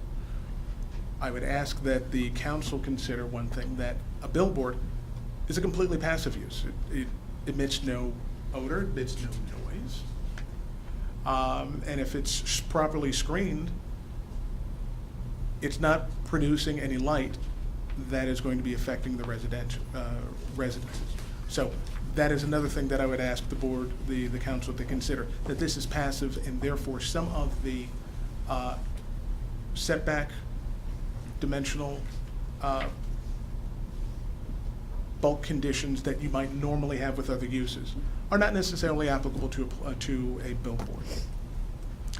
Going to the distance requirements, it states that the distance requirements are applicable to both new billboards and any existing billboard, including any pre-existing non-conforming billboard. This may sound like a obvious question, or the answer is obvious, but that is not intended to mean that any existing billboard has to be brought into conformance with regard to distance. Correct. Good. That would be my understanding. They're pre-existing, and, so long as if they are legally erected right now, then before the adoption of this ordinance, then they would be considered legal after. If they're not legally erected right now, then this ordinance isn't going to cure anything, with respect to that issue. Thank you. And the reason I ask is not just to be overly alarmist, but that's happened in Pennsylvania, at least they've tried that, where all of a sudden the ordinance they attempted to interpret it retroactively. So at least on the record, we're saying that is in fact the case, that is not looking to reverse any existing case law with regard to existing uses. No, we do have, situations where there's been a billboard constructed without approval, for an example, and that billboard, that wouldn't change anything by this ordinance, because that's not pre-existing non-conforming, because it was never. Exactly, and that it doesn't meet the definition, therefore it doesn't enjoy the protections. But then, If I may interject, Fred, I just want to double check that, that our current billboards that we have that do not meet the distance requirements that were legally permitted to be, they will still be allowed. Right. Okay, and what happens when their lease expires? Well, their lease, it's okay. They can continue if they have a lease. But if somebody wants to come and, change, the height or the size of the billboard, then they have to comply. It would be like any other type of pre-existing non-conforming use. It's in place so long as it stays the same. And does that apply to the message on the billboard or the means by which that message is displayed? The message on the billboard, it doesn't matter. It's neutral to whatever's on the billboard. But, the method how it's displayed, if you're going to go from the conventional billboard to the digital, I would say that that's a change, and then the terms of this ordinance must apply. It would be applicable. So if you're going to change a billboard, say, somewhere in Bud Lake on Route 46 to digital, you're going to have to come in because it doesn't comply with this ordinance. Now, don't want to interject and stop you from your question. Is it your opinion that this ordinance will end up increasing the amount of billboards allowed in the township? Well, I'm sorry, Mr. Lemon. Because currently, right now, if you wanted to go do a billboard, you have to go before the planning board, and each case is on a case-by-case basis. Right. Does this ordinance make it easier to install billboards throughout the township? Well, where it just requires a regular zoning permit versus the scrutiny that a planning board application would. It's a conditional use, so while the approval process may be, for conforming type of applications, I think you would still need to go through the planning board process. It's a conditional use, but the standards here are set forth so that if you are compliant, then you're going to get the relief that you requested, or the approval you requested. And if okay, so No, maybe I fine. answered that. That's Yeah. It's just that if, all right, it's hard to answer his questions and yours. Yeah, that's fine. Continue. I'm sorry. And I'll answer them all the best I can. Wait a minute, are you saying his questions are better than mine? They're all very good, Thank you. but it's hard to, you know. And actually, just to your point, 2 points. One, in the ordinance itself, there's a basic requirement that site plan approval needs to be sought regardless. But even if that were not in your ordinance, under state statute, all billboards, under the municipal land use law, billboards are actually also required to seek site plan approval. So you already agree have with that built-in protection. I am almost done, and I thank you very much for your indulgence. One, it says with regard to certain of the billboards that are going to be located along Route 80, that the height and setbacks are going to be in accordance with the DOT permit. Mhm. So again, as long as the billboard permit from the DOT says we're approving it in this location at this height, that is what is guiding the dimensions as opposed to any separate standards. You're talking about if you could just, Mr. Weeks, just point me to the section, because I see under setbacks, I see that statement, and I'm just going back. Are you looking at the dimension under 4D? For example, Right. And I think I'll answer it, yes. I mean, the way it's drafted is, the height and the dimensions of the billboard structure facing Route 80, that has to be in accordance with NJDOP permit guidelines and the statute. That's correct. okay, Mhm. because Not necessarily the spacing, because we've gone forward to make certain changes, but as far as the height and the dimensions, and you'll see later on, the minimum setback, that's all in accordance with the state and NJDOT permitting process. no, again, and that's fine, and I understand about the spacing. Okay. Under the regs, because the regs don't regulate the overall height. What they regulate is the height of the actual sign face.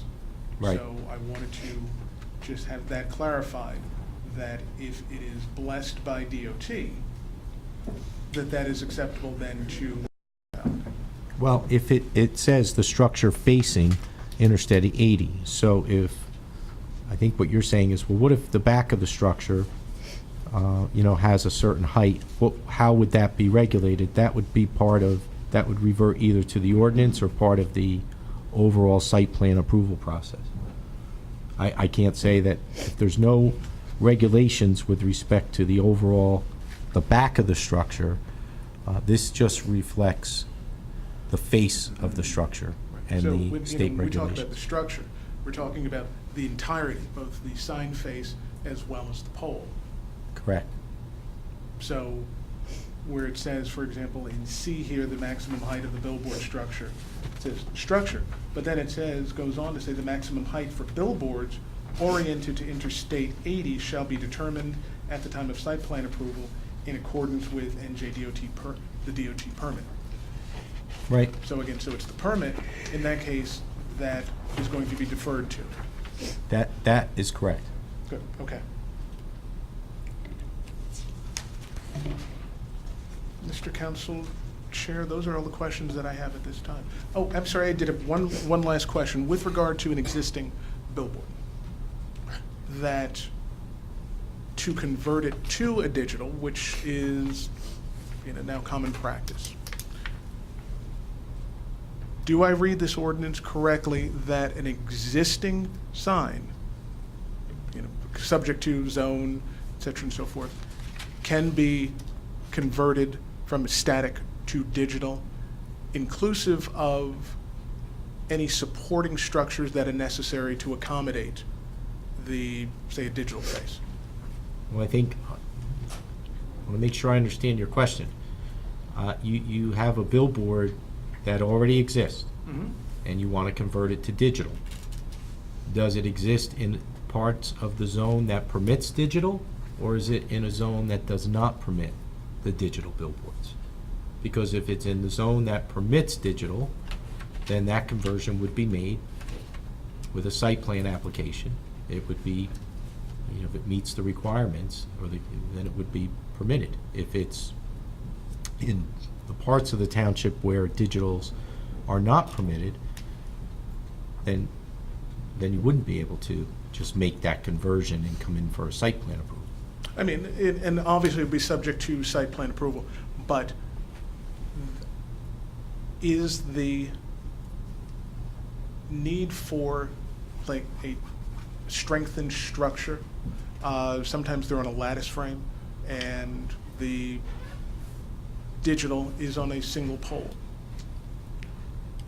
And I'm talking now for ease in an area where it's permitted. Well, okay.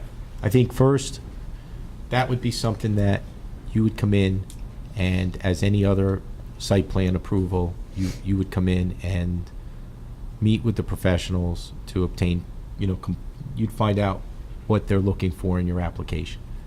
Secondly, it would be, and this is really something that goes beyond the ordinance, it's the mechanics of going before the planning board and the site plan, and well, certain applications of the ordinance. My opinion would be that it would still be a change, and it would still require you to comply with the specifications of the ordinance for digital boards and whatever else is necessary.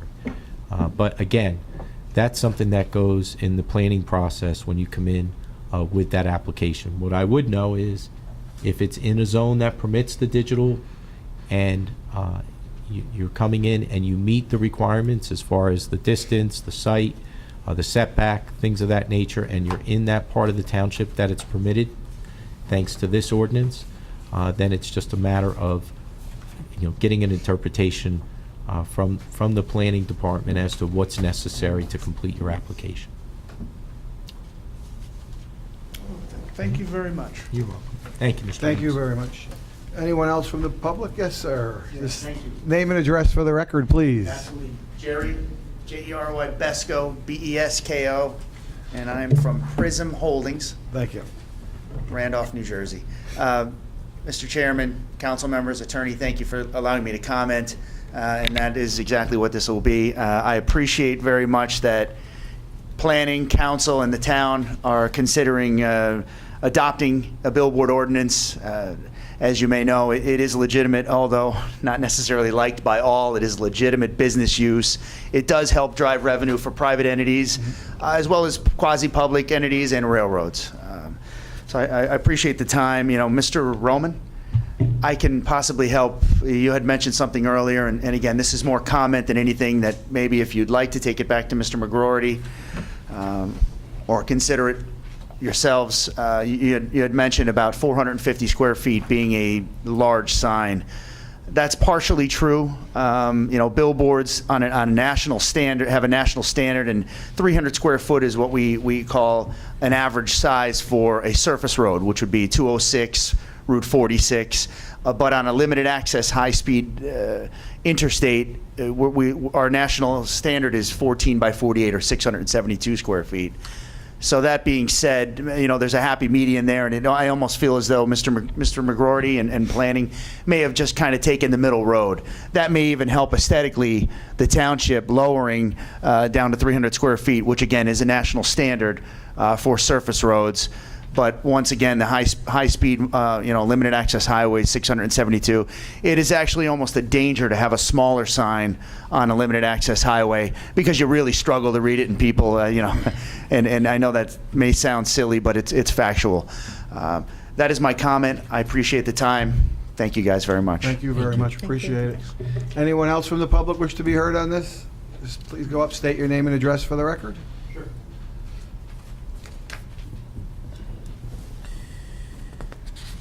Hi, my name's Robert, and my last name is spelled O-S-Z-U-S-T. You could just call me Robert O.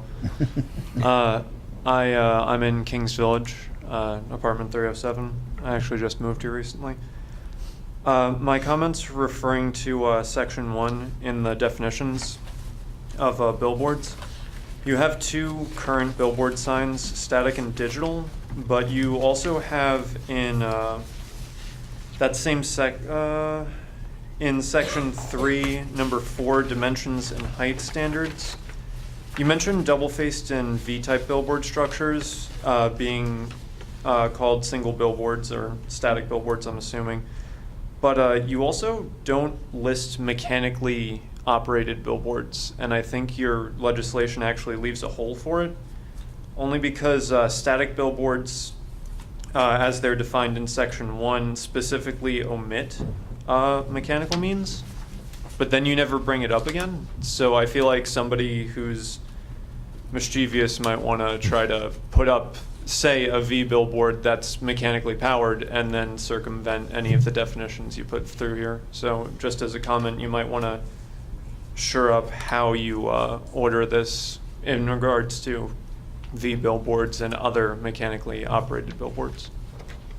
I thought I saw something about time, that mechanical billboards had like 1 second that changed, if that's correct. There was something in here.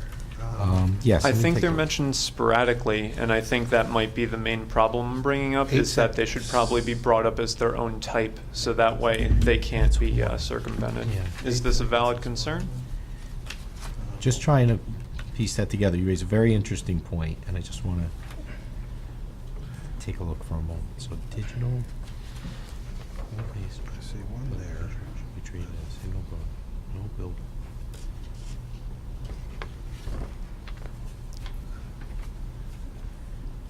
If I remember, yeah. I saw So your point is, and it's interesting, you're saying the double-faced under section 4A. You're saying it's not clear whether it just pertains to static or to the static and digital? And then it contradicts itself by saying that static billboards, a sign which does not change in its message automatically by electronic or mechanical means. But so you've said that moving billboards, like V billboards, are single billboards, but then if you go to the definition of static billboards, they aren't operated by mechanical means. So you kind of made a loop. Well, I kind of see V billboards as, I think those current, but they just sit one Side face by to the other. side, yeah. Are those not the ones that are on that have multiple rotating No, pieces no, I that think, then no, click V, forward? V billboards are They're the just the types ones that where, sit like this. that they sit like this, here's the roadway, Uh-huh. one message coming here, and then one message, so they're trying to, instead of putting. It's like a parallax thing. Instead of doing a double sign like this, which makes hard to see, they do this, so that, you can catch them coming and going. That's what the V billboards are. So do to you me, have- to me, that's just the structure of the billboard, and the message on there is either static or Right. digital. Right. But the only thing that I would, to his point, as far as, are we treating mechanically changed signs as digital or static? That's where I can't find, that's why I can't find it. So are we, because since we're delineating between certain sections of towns that will be allowed digital. That would be considered digital, because a sign which changes messages or copy electronically is digital. Yeah.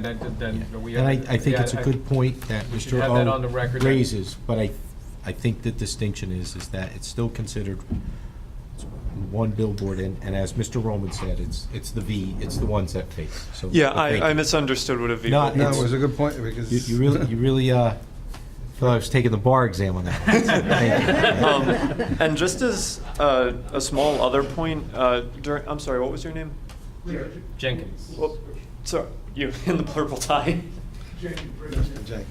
As Mr. Jenkins had brought up, billboards of an electronic use don't bring odor or noise. I hesitate to say that they bring up light pollution, Yeah. And I always think back to that one Seinfeld episode of where Kramer got the big red neon sign installed right across his Right. apartment. Yeah, Couldn't that's sleep. Kenny Rogers Chicken. Yeah. That's right. And so I'd like to just bring up the motion that they're not like totally harmless. They do, in fact, provide different problems than static billboards do. And also static billboards, I'm not sure how it's handled around here, can also be front lit by lights. And I just read this today, but I don't think there's any mention of how billboards are lit or the intensity to which they are. There actually is under thank you. Section 5, especially for the digital. There's a maximum brightness levels, and Cool. 5E talks about the brightness Yes. levels. And I'm sorry, I missed that. No, that's Right, but that's. it's an excellent point. And from Mr. McGarty's standpoint, that's just a bit shy of what's permitted on in other type of communities for digital. So this point 2 was done with that consideration. So to the point, even though these billboards, we want them to be in certain locations so they don't cause some of the concerns you said, nonetheless, to your lighting question, it is addressed. Thank you very Right, much for your if I time. read the lighting questions for digital signs, is there anywhere in this ordinance where it addresses how a static sign is lit, whether it's lit from the top down or from the bottom up? Which I don't know if that's something that that this ordinance should address, or if there's anywhere else in our land use code that addresses, because I think a lot of people are opposed to light, Right. light pollution facing up. So We have a lighting board. Yeah, I was going to say exactly that. There is a lighting ordinance, and so that would be under lighting because these are digital. That's why we Right. specifically tried just to wanted to address make sure it. that Yep. that point is Yep. being Yeah, addressed. thank you. I appreciate the council's time. Good point. Thank you, appreciate Thank all you. the Yeah, thank you, Mr. O. Anyone else wish to be heard on this? Please go up and state your name and address for the record, please. My name is Ben Cassell. I'm a resident of northern Hunterdon County nearby. Spell your name for the record, please. Sure, Ben Cassell. That's spelled C-A-S-A-L-E. My family is the owner of Cassell Realty. They're a local real estate company, and we've utilized commercial signage before, and we love it. We think it's a great advertising medium for small local businesses trying to get like a regional impact at an effective cost. So I have one question and one comment about the ordinances, the proposed ordinance in its form. I drive down Route 206 in its entirety within the township on a daily basis, down from Chester going up to Route 80. That entire length of that stretch is less than 5 miles, with a few existing billboards already in the middle of the stretch, most of which are owned or rented by the local ShopRite. So the minimum distance requirement between signs in this ordinance says 5,000 linear feet along each side of the highway. Along that stretch of 206 being less than 5 miles with a few billboards in the middle, that's nearly a mile-long requirement of spacing between the signs. One billboard right in the middle prohibits billboards a mile northwards and a mile southwards along a 5-mile stretch, which doesn't really give much room for new billboards to be put up. I looked up the state regulations today, and the requirement is 500 feet between billboards. So I understand, like you were mentioning before, maybe wanting a little bit of flexibility so they're not right on top of each other, but as it's proposed now, the 5,000 linear feet rule is 10 times the state regulation, which seems a bit strict to me. I would think 1,000 feet being double, or 2,000 feet even, would be fairly sufficient, because if there's additional billboards built along 206, I know myself and my family's company wouldn't hesitate to like to rent them and advertise on them. It doesn't really leave much room for new billboards. So I just wanted to get some clarification as to what went behind the 5,000 foot rule. Well, that was done based on Mr. McGarty's review of the township and its highways. And, you know, for example, on 206, I understand your point. I think that's probably the better example out of, you know, Interstate 80 or Route 46. But still, under the circumstances, remember, it's both sides of the road. It is a 5-mile stretch. So that still presents an opportunity.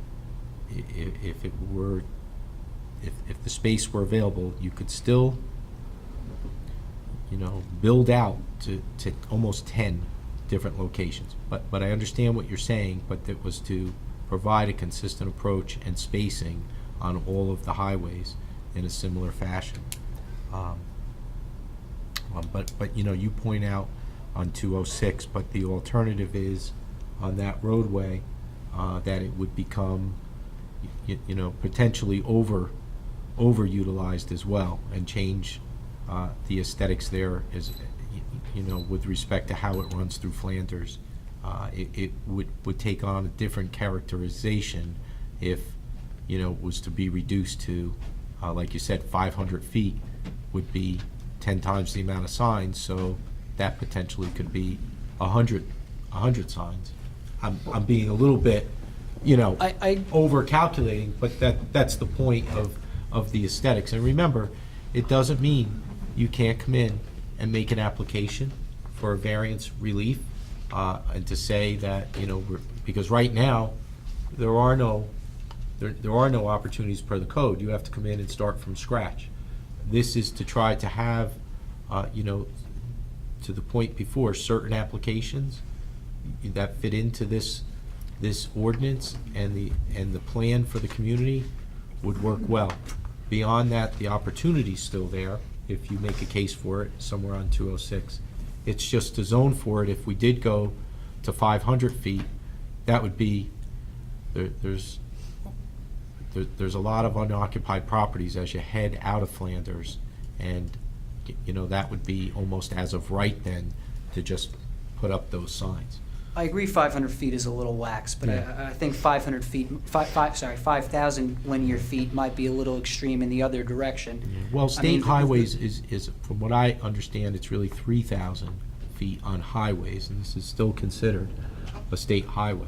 I believe that's only between the digital signs and not the static ones, but the ShopRite having a few billboards, one on the train overpass and then one wooden one a little further up the road, kind of has a monopoly on the area for the billboards being and that's 5,000 feet in both directions.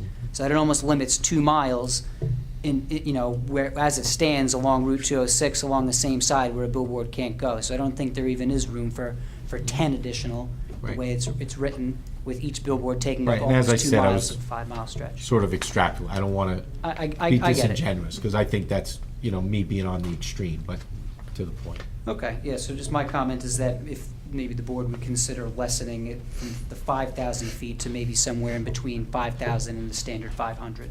That's required by the state rule. And my second comment was just around number 4, dimension and height standards, B, which says the maximum sign area shall not exceed 450 square feet. But that seems almost a little bit unclear with 4, a little contradictory 4D, where it says dimension and height of any billboard structure facing Route 80, Interstate 80 shall be determined at the sign of site plan approval in accordance with, you know, the New Jersey Advertising Sign Act. So B says that the maximum sign area shall not exceed 450 square feet, and D says dimension of any billboard structure facing 80 will be determined at the sign of site plan approval. So should there just maybe be a little addition to B saying except as set forth in subsection D below for signs fronting Route 80? You know, the way it's read is B is the maximum sign area, and Is D dimension is not the sign area? right. D is the dimension and height of any billboard structure. So that's the distinction. One is the sign and one is the actual structure. What's the difference between the sign area and the dimension, just for my clarification? Well, the sign area would be the actual face of the sign. Right. But the dimensions and height are the entire structure, and that's with respect to Interstate 80, specifically. Wait, Fred, if I can interject, I think we're on the, if I correct me if I'm wrong, if the maximum sign area is 450 feet is for the overall signs in the township, unless we indicate that except along Route 80 corridor. Because if we're gonna limit 450 square feet, which to me is a large sign within 46 and 206, but along Route 80, that should be we should just allow state, because 4B is 450 square feet, but it doesn't say that it's except Route 80. Yeah, I believe the gentleman over there mentioned that the standard highway size is 672 Yeah. is the national standard, so 450, when you're whizzing by at 65 miles an hour, it doesn't seem overly overly Don't large. exaggerate, you're doing more than 65. Look, I think, Off the record. to the point, we could just say, except as otherwise specified, the maximum sign area shall not exceed 450 square feet. Okay, And yeah, that's just not a wanted to major bring up that change, point but of it's just a clarification.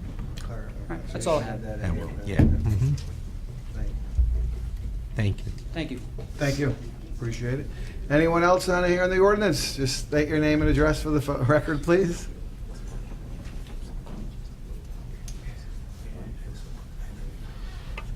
Anthony Cassell, Cassell Realty.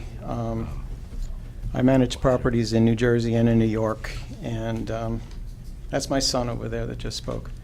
On the property, I see all the thought that went into which zones would permit the signs or the billboards, and the distances and the buffers from residential and all that, and where you took all that into play.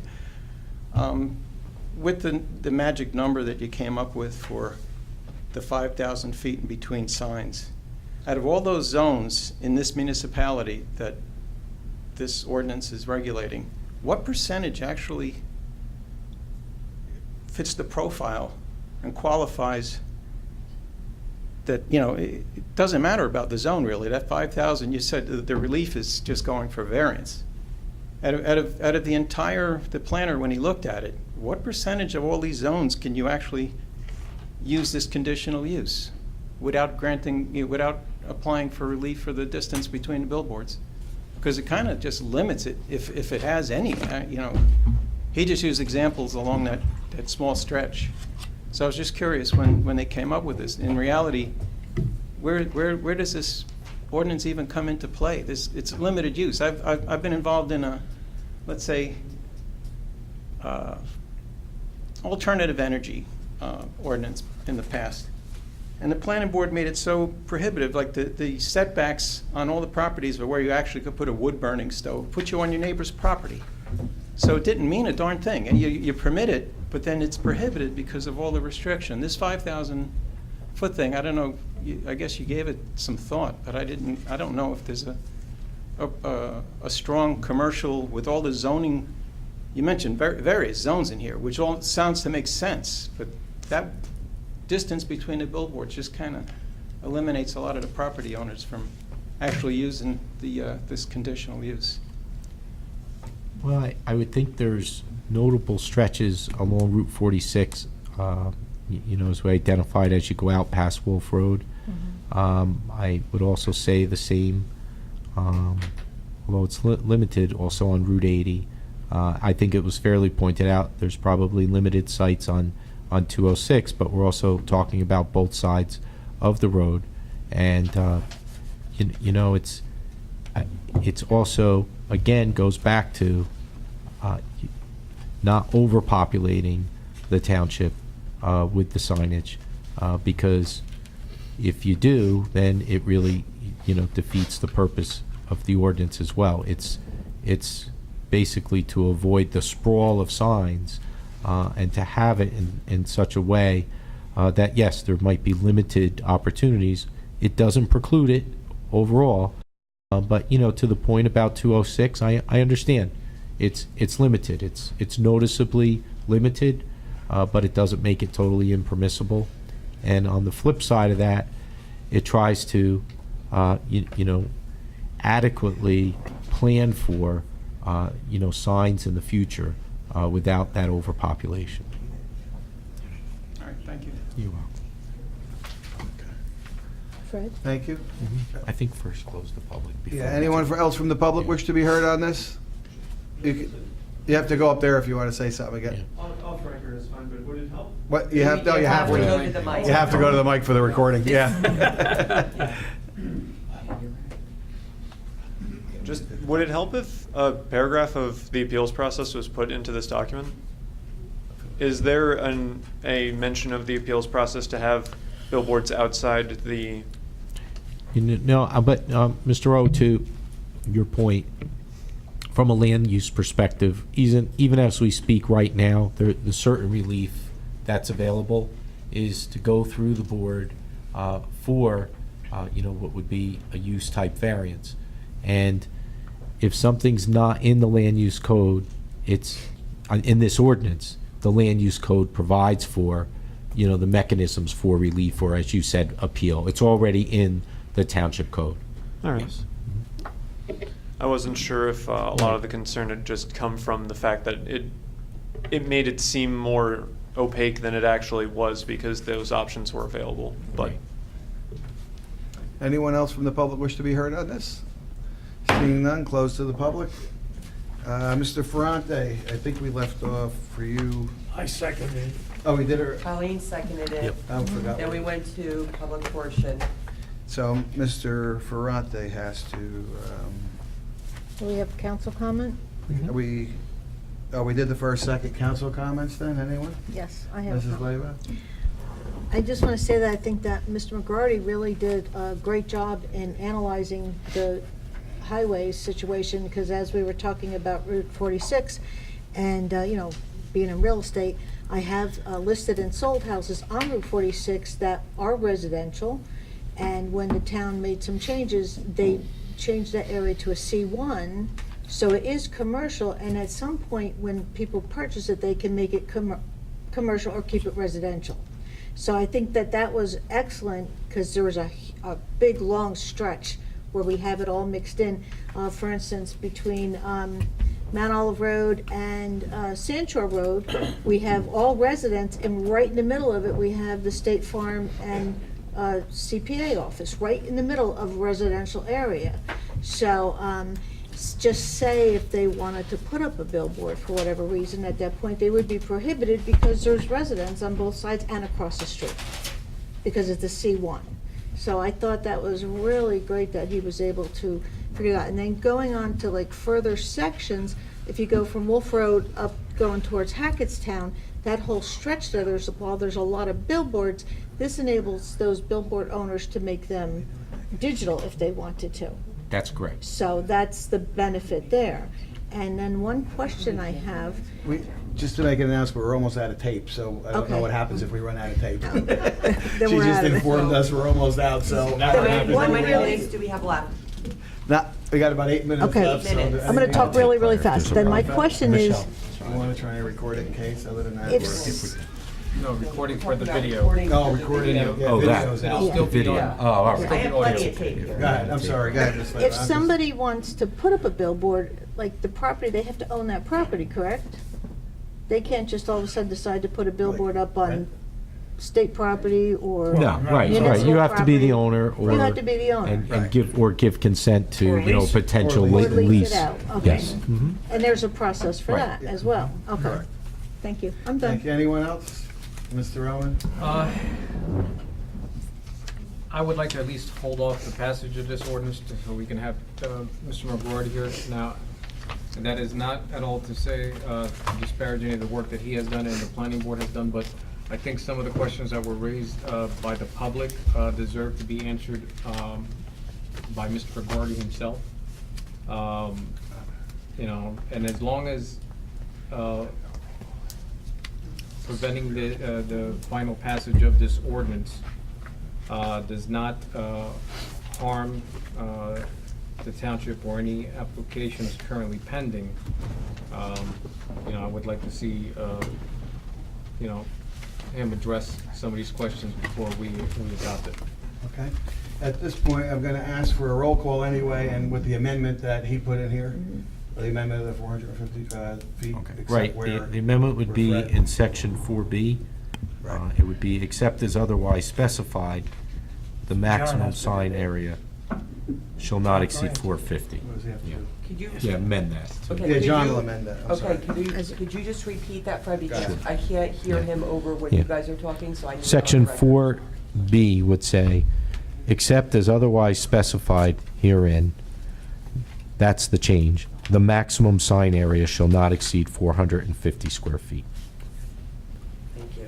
John makes that correction. I move for adoption and final passage of ordinance number 17-2017 with the, As amended? as amended. Thank you, John. And I second it. Right, Okay, so I she. second roll the call. amendment, As amended. as amended. right. Okay, and now I'm going to do roll call. All right, okay, yeah, I was in the wrong spot. Okay. Roll call. Mr. Fronte? Yes. Mrs. Lebaud? Yes. Mr. Mania? Yes. Mr. Roman? No. Mr. Nacastro? Yes. Ordinance number 17-2017 is passed on second reading, and I hereby direct the clerk to forward a copy of the same to the mayor and publish the notice of adoption as required by law. Next item on the agenda for first reading is ordinance number 18-2017, bond ordinance amending ordinance numbered 11-2014 of the Township of Mount Olive in the County of Morris, New Jersey, finally adopted April 22nd, 2014, to revise the second paragraph of Section 3J thereof in order to include additional projections and reduce the useful life of said projects, and to revise Section 6B thereof in order to amend the average useful life of projects being financed by said bond ordinance. Mrs. Lebaud.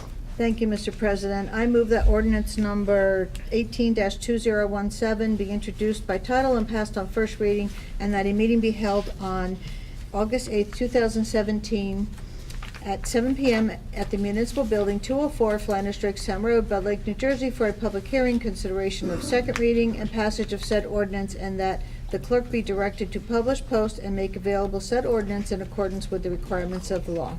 I'll second it. Any council discussion? Anyone from the public wish to be heard?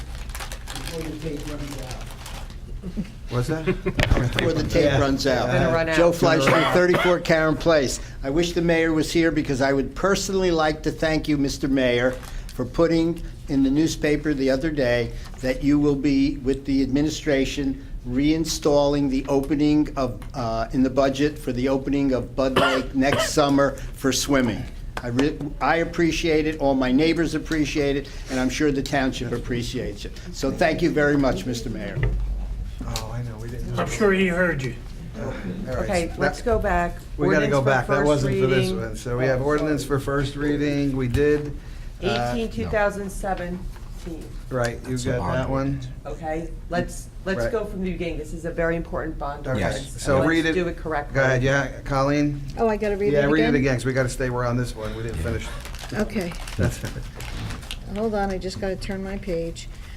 Alrighty.